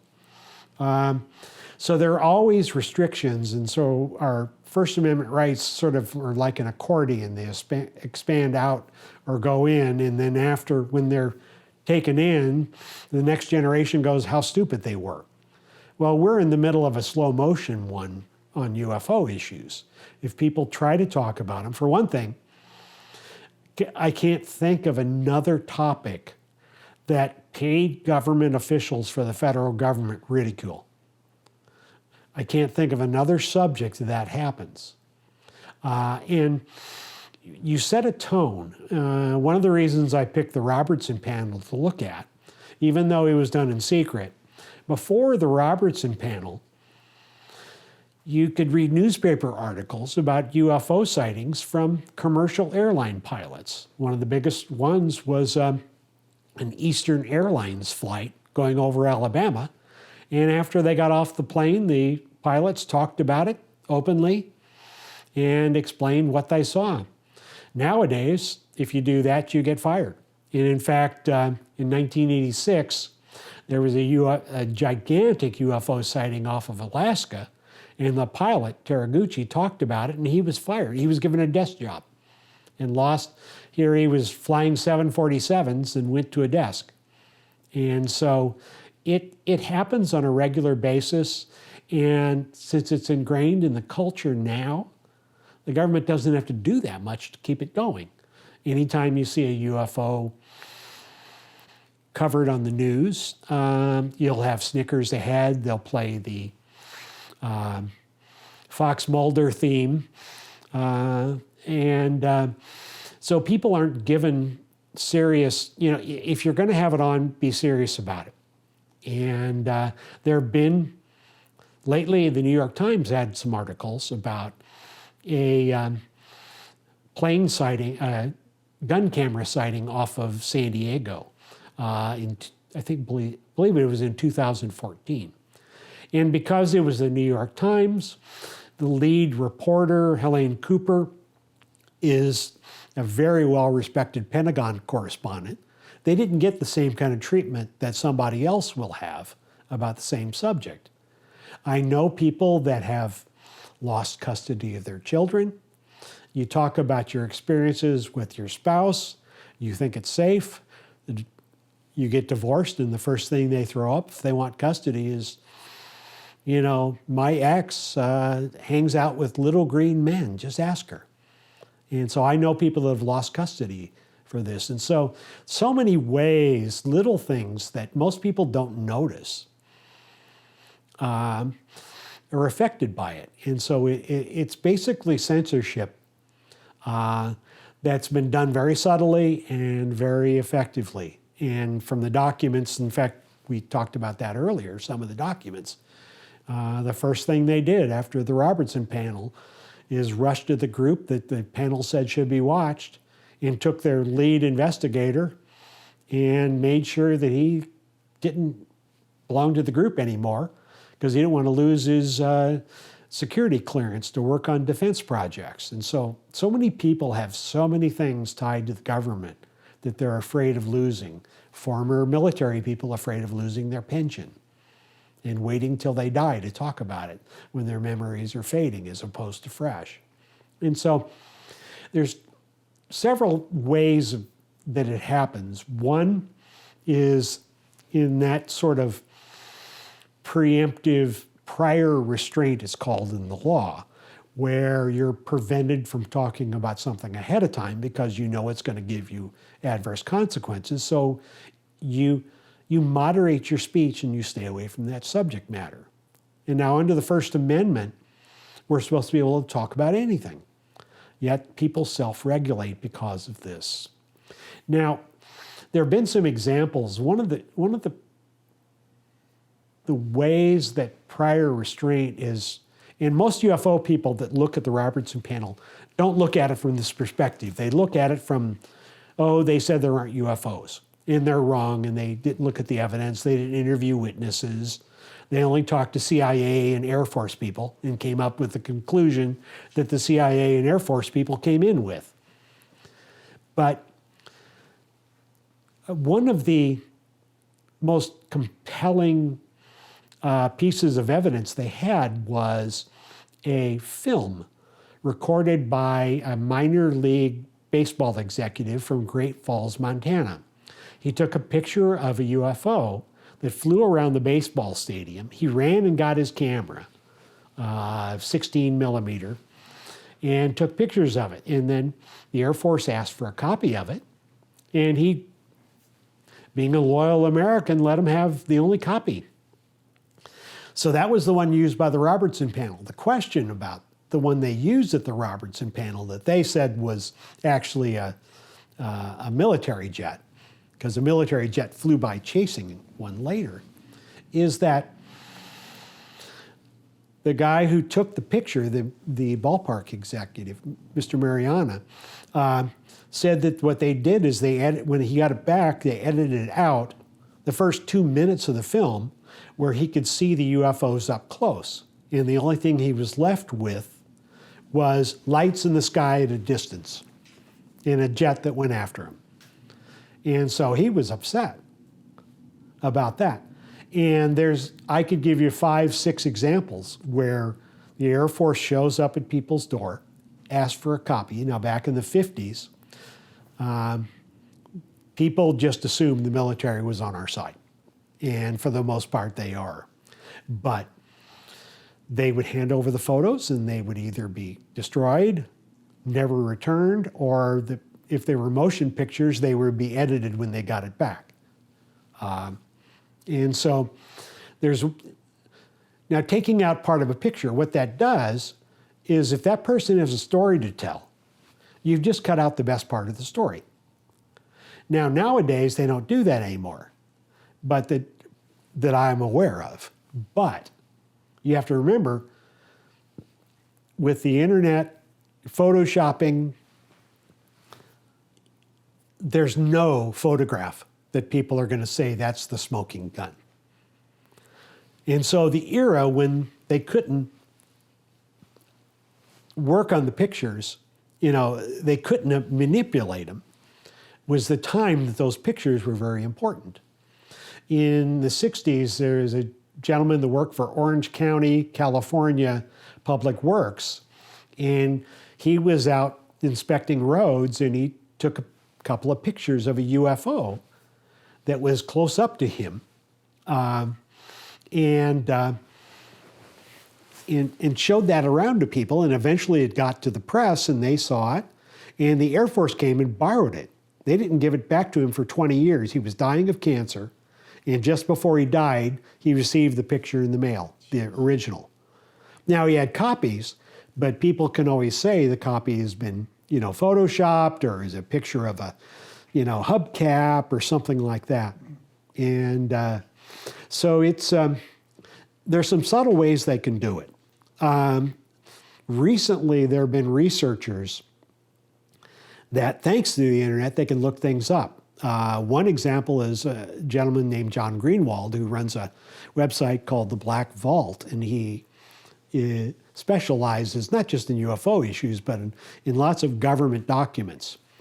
Well, he was on the DoD website one time, and he found a manual on emergencies. These are for like for downcraft? Yes. Is that the one for downcraft? Right. And he found a chapter, there was a chapter, I think it was chapter 5 or 7, that said it was for downed UFOs. And it wasn't like unidentified aircraft. It was UFOs, and they talked about them in that way. And using hazmat suits, not touching it, and because, it's a foreign object. And so the day he found it and made a copy of it, he got a call from Lee Spiegel at the Huffington Post.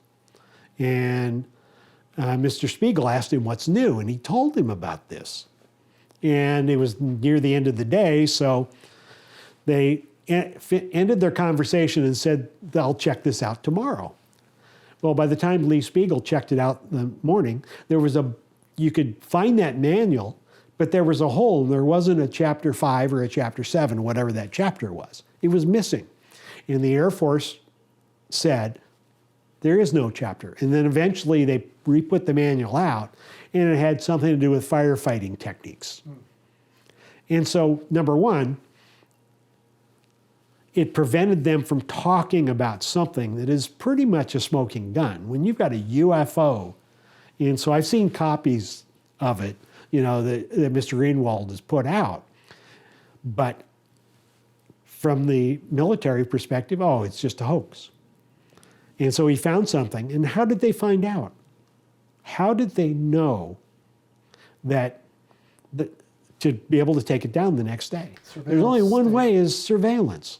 Yeah. Now, a gentleman named Robert Hastings wrote a book called UFO and Nukes. And it's a very exhaustive study in very fine detail about UFO sightings around nuclear facilities. He was looking through ship logs of a ship that was a destroyer that was monitoring a nuclear blast off of Bikini Atoll, or one of those islands out there they did them. And in the ship's log, it had evidence of a sighting, and it went through detail in the ship's log, as most sailors will do. You write everything down. And so the next day, it was gone. There were 60, who went back the next day, there were 60 pages missing online out of the, now how did that happen? And so, so these things, one or two you could chalk up to, well, they're wrong, but it keeps happening again and again. And so surveillance is really hard for us to figure out whether it's true or not, because the Supreme Court has said that you cannot bring a suit against the federal government for surveillance unless you can first prove that you're the target. You individually, you're not part of a group that's the target. You individually are. Now, how are you going to come up with that? Now, other lawsuits, you can file a lawsuit saying there were 4 cars that might have hit mine. And one of them was a federal vehicle. So I'm suing the federal government too. They're not going to dismiss the case because you don't know that that federal vehicle was the one that did it. They're going to let the case go forward and let discovery figure out who's at fault. But not when it comes to surveillance. The Supreme Court twice on a 5-4 decision has said that surveillance requires special handling. And so it seems to me the most obtrusive, and this is more than just UFOs, this is for anything, the most obtrusive kind of government interference in a person's life is one of the things that makes it, that the standards are higher for to defend, to be able to bring a valid lawsuit. So it seems backwards to me. And the case that started that was a case in 1971 where the Army sent people into war protest rallies and meetings in Detroit and surveilled them. And so some of them sued, and on a 5-4 vote, the Supreme Court overturned the lower court injunction against the surveillance and said, you can't bring the case unless you know you were the target. Just because you were in the room, that's not good enough. How could you ever know? Exactly. How could you ever know? Exactly. Until that's after. the problem. Yeah. See, we have in court, I do appellate work, or I did appellate work, and it's hard to, I've only been retired a month and a half. It's hard to switch from do to did. But in court, while there are facts and there are laws and things like that, most of the time the big issues in the appellate courts are what the presumptions are. You know, if A happens, it's presumed to be wrong. If B happens. Now with prior restraints, if it's shown that the government is trying to stop speech before it's happening, that's given the highest, it's assumed to be invalid. And so for prior restraints, it's assumed to be invalid. So the government has, as the Supreme Court has said, a heavy burden to overcome why they're restricting people's speech. You know, you can maybe during an epidemic or some crisis, but in typical course of action, just because people are saying that Obama was born in Kenya, you're not going to restrict them from talking. But when you get to surveillance, it's flipped on its side. Yet it's the same First Amendment issues. The right to associate with other people is part of the First Amendment. The right to speak out, the right to peaceably assemble. And so all of these, and the government put out in the Robertson Panel that we need to stop these groups from participating in the public square, is basically what it was. And they got rid of probably the most effective group on studying UFOs. And I've read they only put out 4 newsletters, that group in the 50s. And the vast majority of cases they looked at, they were mistaken. They weren't UFOs. They were people that just didn't know what they were looking at. And so it wasn't like this group was selling themselves. They were mostly knocking down stories. But there was that 1 or 2 stories that nobody could explain. And so, but if you can stop people from doing that kind of investigation, then you're home free. You can do whatever you want. Do we still have active restraint happening today? Yes. Well, recently, in December 2016, the New York Times published an article about gun camera footage. And they have a little bit showing an object on gun camera footage from a 2014 aircraft carrier, plane off an aircraft carrier here in San Diego. Right after that, several UFO researchers sent in FOIA requests, Freedom of Information Act requests, for the same kind of information, and they were told that it doesn't exist. They just read it in the New York Times. Is this the footage that DeLong has? Yes. The pill, what do they call it, the flying pill or something? Yep. I think that's what they call it, yeah. But other researchers tried to find gun camera footage like that, So any gun camera footage. And also for that specific one, and they said it doesn't exist. Well, I heard for that some backstory that this isn't the first time that pilots have gone chasing these pills or Yes. any objects over the water. This is a pretty frequent occurrence. This happens quite a bit. How is it that this one got released? How did this one make it through? Because there were former CIA and Defense Department people that were part of the group that released it. And so they released it to themselves once they retired. But the average, so if that's allowed for them, how come a UFO researcher can't get the same materials? Right. Because the Freedom of Information Act applies to everyone. There isn't a priority where retired government officials are higher in the pecking order. And so that's one example.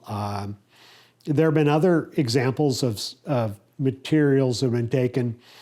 I won't. I'm just trying to keep it short with my answers. But the records that are out there, it's an interesting dilemma. UFOs are officially not a threat to national security, yet they're being withheld because of national security. And that's what they go into court every day. And so how's that dilemma? How does that work? They still do that to this day. And one of the reasons I am writing a book about it, rather than spending my time chasing FOIA requests, is I don't want to spend 10 years to get a document. And I have litigated both federal and state Records Act cases. And for other issues, you can get things right away. Doesn't take long to get them. And you don't have this problem with any other subject. Why this subject? If there's nothing to it, why? And it doesn't make a lot of sense. No, it doesn't. And so to me, it doesn't pass the smell test. And you go to law school and you learn a lot of these concepts, but you still bring with you, common sense, what you learned in kindergarten. If people are being mean to you, there's got to be a reason for it, and they're hiding it for something. Maybe it's something else, but they're hiding it. Why, and so to me, the burden's on them. Is it still the red threat? Yeah. Is that why we're still hiding it? Well, first there was the Red Scare, and they tied it to communists might use it for propaganda. Then they said it was because we jammed the phone lines. In 1953, we jammed the phone lines. Well, by 1958, they had completed the DEW line, which is the Defense Early Warning line of radar installations. So how are you keeping someone in Waukegan, Illinois, from having an opinion on UFOs because you might, create a panic if there's a Soviet bomber coming over, they're going to find it on radar 5 hours before it gets to the U.S. I keep coming back to today. What's happening today. We kind of take an assessment of experiences out there. They seem to be people more aware that of UFOs, of people who've had experiences. There are the UFO conferences. They're around, the experiencer conferences, whatnot. They're out there. We've got this thing coming up in Los Angeles, I think this weekend sometime. Right. Right. Conscious Life Expo. Right. Right. What's the government doing about that? Well, to me, I look at it, if it's just for entertainment value and you don't really have any proof, then they don't need, what's wrong with letting these people do this? Because they speak to a small circle of people. They don't affect public policy. And so if there's no harm, why step on them? And so you can have an Ancient Aliens show, which is very popular, and maybe Hammurabi got his code from aliens or whatever. It's not going to affect people today. Right. So they're not worried about it. No, they're not worried about that. What they're worried about are the people with unique evidence, something that could change that narrative. So if you actually in a possession of an alien metal, for example, you've picked up something that There's something so unique about it. There's no denying, you know what, I went to Roswell, I found this piece of the flying saucer, whatever. Sure. If you have that, then the government would take some action. Yes. Well, let me give two examples. There was a show called Hangar One. MUFON put it on. And in one of the episodes, they talked about a woman who was driving along and a UFO came up right next to her car and scared the bejesus out of her and flew away. And maybe something happened, maybe something didn't. I don't know. It's all story. But it's just another one of the millions of stories. If that's where it ended, they wouldn't care. Well, what happened to her car was there was a bubbling, some sort of, the UFO shined a light and it affected the paint on the car and it was bubbling up. And so MUFON got that portion of the car and took it to an undisclosed lab to have it analyzed. And that was what the show was going to be about. So they go to the lab, and labs won't admit they're doing UFO evidence, but they were, they didn't want to be categorized. So and they didn't want anyone to know about the lab anyway. So they show up. Jan Harzan, who's the head of MUFON, shows up, or has somebody else show up to pick up their material, and they said, "Well, we already gave it to you." "What do you mean?" "Oh, a bunch of people from MUFON came and picked it up yesterday." And then they went on their computers and everything was erased on it. And this, What year was that? this was like 3-4 years ago. 3 or 4 years. So it's still going on. Oh, so yeah. So Yeah. if there's anything physical Yeah. evidence, then they're going to get involved. There's an experiencer named Stan Romanek that people talk up and down about a story, whether it's accurate or not. Mm-hmm.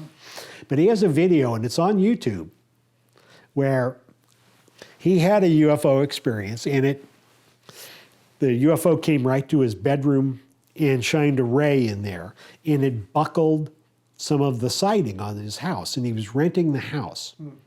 And so the next morning it gets up, and there are a bunch of workmen in his yard. "What are you doing?" And he brought a camera out and filmed this and showed it, And so you can find it on YouTube right now. I'll take a look at that, yeah. And the camera is, he's asking him, "Who are you?" And they kept like putting their hands in front of the camera to block their face. He goes over, films the pickup truck that they came in with the siding. And it's some company in Nebraska. He lives in Colorado. So he tries to call the landlord, no answer, to figure out who the heck these people are. So they replace several pieces of siding, and they take out the part that the UFO. They were big guys, and so Stan was a little guy, and he didn't, put up a fight, but just filmed them. And they took off part of it, and then they left all the stuff laying on the ground, the parts that they cut off and they fit it. They just left everything there and left. They didn't repair it? And they just fixed the part that was there, because they told him they were coming to replace the siding on the house. And they just took that part, left. He calls his landlord 2 days later. He says, "Yeah, I just got back into town. I've been on vacation." "Well, did you have workmen?" "No, I don't know what you're talking about." And he's got a picture of it. Stan didn't call him. No. How do they know? How do they know? And so that's a documentary. Do you believe his story, though? We have the footage. You don't think that was? Why do people not believe it? Well, because Stan's got other problems. He's got problems with the law and some other things. But even people that aren't perfect have, can be experiencers.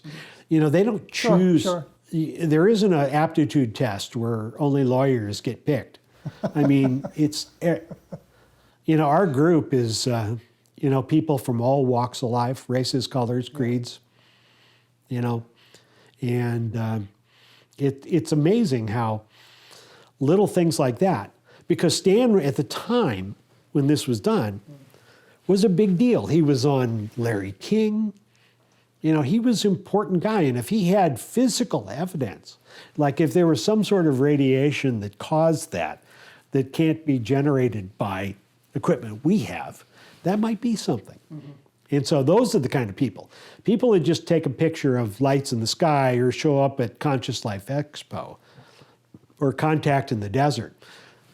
You know, that's just entertainment, you know, and so As soon as it crosses that line into physical, I think there's a dichotomy, and that there are people that are watched. Now, Stanton Freeman says, I've never been surveilled, and how does he know? How could you know?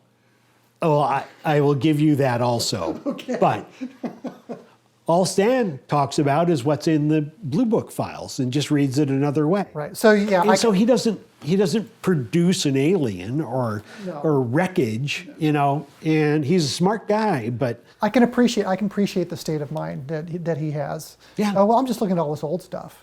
You know, this is stuff that's been out there for a million years. You know, why? What would be the point? And I can draw the conclusion that because of that, it's already out there. It's entertainment. I'm not being surveilled. yeah. So I can accept that. And I've talked to other people that don't want me to give their names who have had stuff stolen. That they come into the house and the only thing that's taken, they rifle through stuff and the only thing that's taken is something related to this, and they leave the money, they leave everything else. Yeah. And so, well, you know, that's easy for me to say, but those are two examples. And the Stan Romanek, you can look on the internet and see it. The Hangar One thing. So you said that was going to be. Did that show actually not air? Or was there an episode that did or did not air about that? Yeah, it aired, and they mentioned that in it. Okay. That they couldn't do it because someone took the thing. And Jan Harzan was a lifelong engineer for a major IBM. defense contractor. He was IBM. Highly credible person. Highly credible person.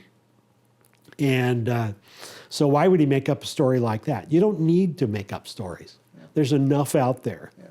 But if it's just your average person attending or listening to someone talk about, you know, how they went back in time and went to Mars and came back, you can't prove it. You know, you just can't prove it. And so what's the sense in chasing all that down? Or else they'd have a full time. So they only concentrate on the important stuff. Mm-hmm. Right. You know. Right. So it's still going on. Oh, yeah. It's still going on. Yeah. It's a suppression. It's not even a suppression of technology. It's just a suppression of knowledge. Well, think about this. In 2016, in December, on my birthday, December 16th, 2016, the New York Times article comes out with that gun camera footage. Oh, yeah. So what's the next thing that showed up? Nothing.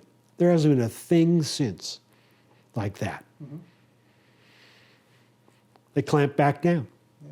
Yeah. And so, you know, it's not everyone in the military. You know, I worked in government for years. You know, 99.9% of everyone does a great job and cares about what the public wants and doesn't put their personal agenda in it. But, you know, when you've got something, now I can see why Harry Truman would want to keep it secret. We've got, you know, the Soviet Union just developed a, you know, hydrogen bomb. You know, they're taking over Eastern Europe. You know, there's a lot, and now all of a sudden you have an alien invasion, possibly. There's, you know, I'd cover it up too if I was at that point, you know? And so, but at some point, the same program keeps playing, but things are different. You know, we're going to run out of time. They're going to run out of time because the Webb telescope is going up in 2021. It's scheduled to go up. And it's going to see farther and better than any telescope ever. Well, they can just hide the results of that too. But it's harder to hide something like that because telescopes like that, any one around the Earth that knows it can intercept the signal unless they, you know, encrypt it. You know, but, you know, if it's purely for scientific, you know, they're running out of time. Eventually, it's going to happen. We've already had an object fly through the solar system and make a side turn. You know, it made a turn that isn't, right. And people explained it, but some other people said, you know, there are some, you know, pretty important scientists that have said, maybe it's true. Yeah. They found some sort of structure next to derelict craft. Yeah. Yeah. They found a structure that was massive, bigger than Earth, next to a star, pulling energy off the star. Now, that's a pretty big public works project. You better. And so some civil, if that's, and so the Harvard scientist was saying it might be an alien structure, and people jumped all over him, of course. Right. Because as Enrico Fermi said, science advances one funeral at a time. And so these people got to die. It's so true. Yeah. Well, and one of the things about those of us that it's not just the First Amendment that we get to talk about it. There are some other things that we have a unique perspective. Now, how many people have actually seen a physical being walk through a wall? How many people have actually had an extraterrestrial communicate to them by telepathy? How many people have had, there are certain things that science is just way behind the curve. There's more than what the outside community knows. Oh, absolutely. There's far more of us who have had and so this kind of... we could talk more about that kind of thing. Now think about it.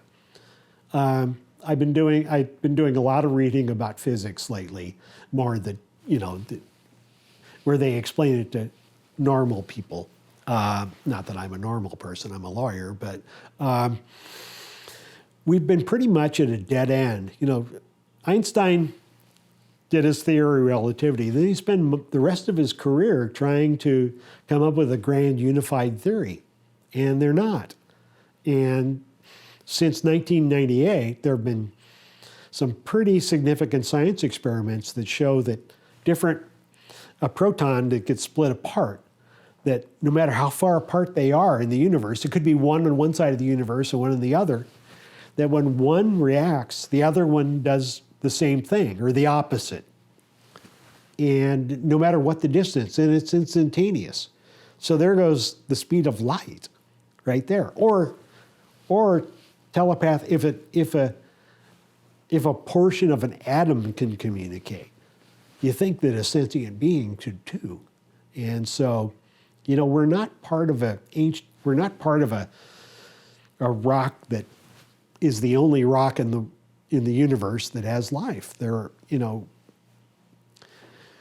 seeing the telepathy aspects of it means that there's a connection. And that's what Carl Jung talked about, in his book, Flying Saucers, A Modern Myth.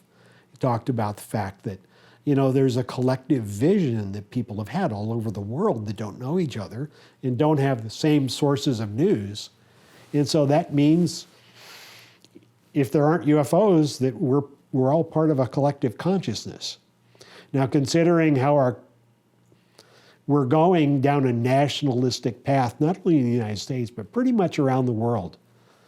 And we're coming to a dead end on a lot of democratic reforms. We seem to be going the other way, back towards autocratic government. And it's always about the other. It's always that other person, that refugee, that other. Well, aliens are the ultimate other. And if we're connected with them, in some way, shape, or form, like through telepathy or mind, to mind, and there's, that whatever is in our consciousness is that part of something bigger. That's a lot bigger than just, a flying saucer flying through your neighborhood, And so there's a lot of aspects to this that science can't explain. It's not like I'm saying something that, that they've got theories and they've got it taken care of. They don't have a clue. In traditional science, at least in physics and quantum mechanics, is at a dead end right now. After all, what's the unit of measure for telepathy? Yeah, and see, that's the problem, is they can't measure it.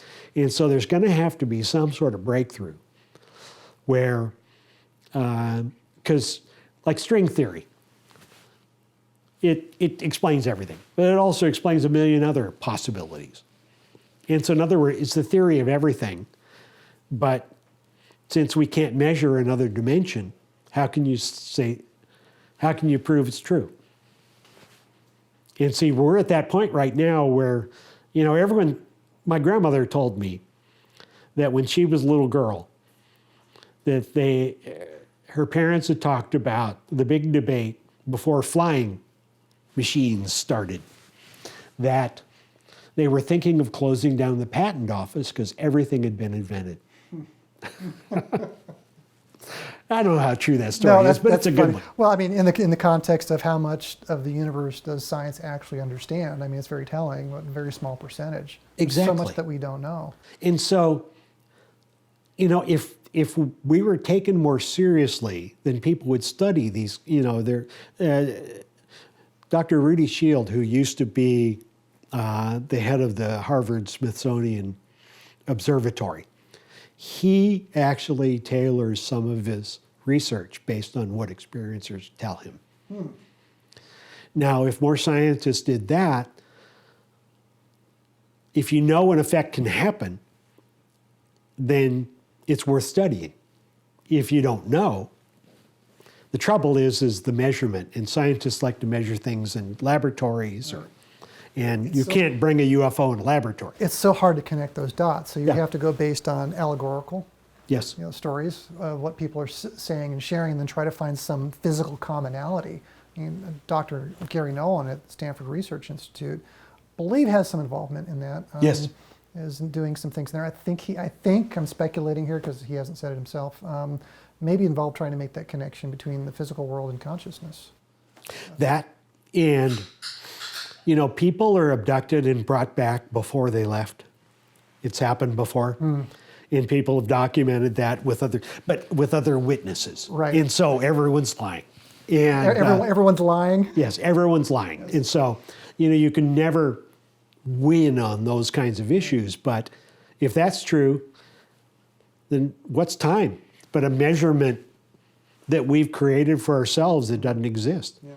And so they all sort of tie together. In my opinion, one of the reasons I'm doing this is not only to help people now, but it brings more things into the public discussion. I hope this works. I hope that more and more of I don't even know of a good phrase to use to describe people who aren't experiencers. It's almost like the nomads or the muggles of the Harry Potter world. The difference is I'd rather be one of them and not know what I know. Because then I'd have a normal life. I'd be out I wouldn't be on the golf course. It's raining outside. Not today, but. But, I just lead a normal life. And it'd be a lot easier on me. Yeah. This is not easy. Yeah, and that's what they need to understand. This isn't easy. Before you judge and start casting aspersions, consider really, what this is like. Yeah. Well, I represent clients in election cases. If you want to talk about a field of law where public discussion is no holds barred, it's election law. If you can't win the case, at least in the court of public opinion, you could throw out that the attorney on the other side chases flying saucers. And there goes your credibility. Yeah. So when you're standing in front of the judge and it's a coin flip, you don't know why you lost that coin flip. I don't think it's not a battle that can be won. Yeah. And so that's one of the reasons that now that I'm retired, I'm talking about this. If I'd have talked about it before, it would have harmed my clients. Hurt your career? Yeah, it would have hurt my career. But my main thought was my clients, and no one's going to, want to lose a case because of something like that. Sure. And so in politics, believe me, everyone thinks what they are doing is the most important thing in the face of the earth. In every politician, that's probably the only difference between politicians and the rest of us is, they're on a mission and someone has to do it, but they have strongly held beliefs, and so you don't want to get in that way, and so you're not going to hire someone like that. Right. And so I wouldn't have a career. I wouldn't have handled that hanging Chad case back in 86 or 88, whenever it was. So why don't we go to Why don't we close with the bit about, Can I interject? yes, Just address Walter. So if the judge in that particular case is a conservative Christian who believes in angels and saints, what's the difference? Yeah. Address that to Walter. Yeah. Well, but you're thrown into it. You normally, excuse you're me. talking to me here. I'm sorry. So what, shall I restate the question? What was the question? If the judge in that case says you believe in flying saucers, and you reply to the judge, you're a conservative Christian and you believe in angels and saints, what's the difference? Okay. If a judge says to you, you believe in flying saucers, and you say to him, well, you believe in saints and miracles and that kind of thing, the only thing you're going to find out from that judge is that you lost the case because you went straight to his personal beliefs. It's okay to attack people on their no one attacks people in their religion in court, but someone's going to say you're a flying saucer nut, and no one's going to stop that. There's no filter on this stuff. We're in a politically correct environment, but this seems to be one of the major exceptions to that kind of political correctness. There are rules. Yes, and we don't follow the rules. People can make fun of us, and when you've had your life torn apart and you don't know what's going on and you can't talk about it to anyone, it's hard. And some people have trouble handling it. I've been fortunate. I've had a good family around me that have been pretty good about keeping my secret and letting me get on with life, and so I've been very lucky. Most aren't. Most are not lucky. It's hard. Spouses think you're crazy. It's not an easy thing. So talking about this, there are a lot, for every one of me, there's 100 people out there that have gone through the same thing. And so that's why I'm doing this. I don't like talking, no offense, I don't like talking on camera. That was what I had clients for, is they would talk on camera. They would talk on camera. They're politicians. Yeah. Yeah. They love to talk. Which makes all this even that much more special. So I'm so happy and honored that you decided to do this for us today. Let's close with the bit about it's getting late, to save the planet. There's a commonality there between the messages you've received and others have. What do you think? And it's accelerating. People are shown things on the craft. And this isn't environmentalism. We're all left-wing people doing this. There are people who come from conservative backgrounds. One person I've talked to that's had this works at an auto factory in Indiana, barbecues hamburgers on the weekends, and goes to the stock car races, and she's totally convinced that that she's getting messages about this. And so it's not, they tend to just put their messages out to people regardless of who they are. It's not like they look for the politicians or whatever, or maybe they do. It's just that I don't know. But the messages that a lot of us have been getting, and it seems to be a significant portion of experiencers, that we're running out of time and it's coming to the point where it's going to be irreversible. And that, well, the planet will survive, we may not, or we may survive, in caves with about 100, 200,000 of us, and it's pretty stressful to get that, especially when number one, you've got to talk about the fact you've seen UFOs, and number two, you're getting these messages, and so, Paris Climate Accord came out, and I'm thinking, well, maybe it's not that bad. We're actually moving forward. And then study after study comes out showing we're not keeping up. Things are happening faster than we thought. And these are the scientists that told us that, it's urgent, but we can handle this in 30 years. Now they're saying 12. And so these messages are tied to that. And I personally believe that the species that are interacting with us are from lots of different places, but they all seem to have a game. They all seem to have some basic rules. And the one thing they don't do is they don't tell us we have to do things. And they don't control our lives. They use us, but when they take us usually at night, sometimes during the day, and then you don't remember. They put us back.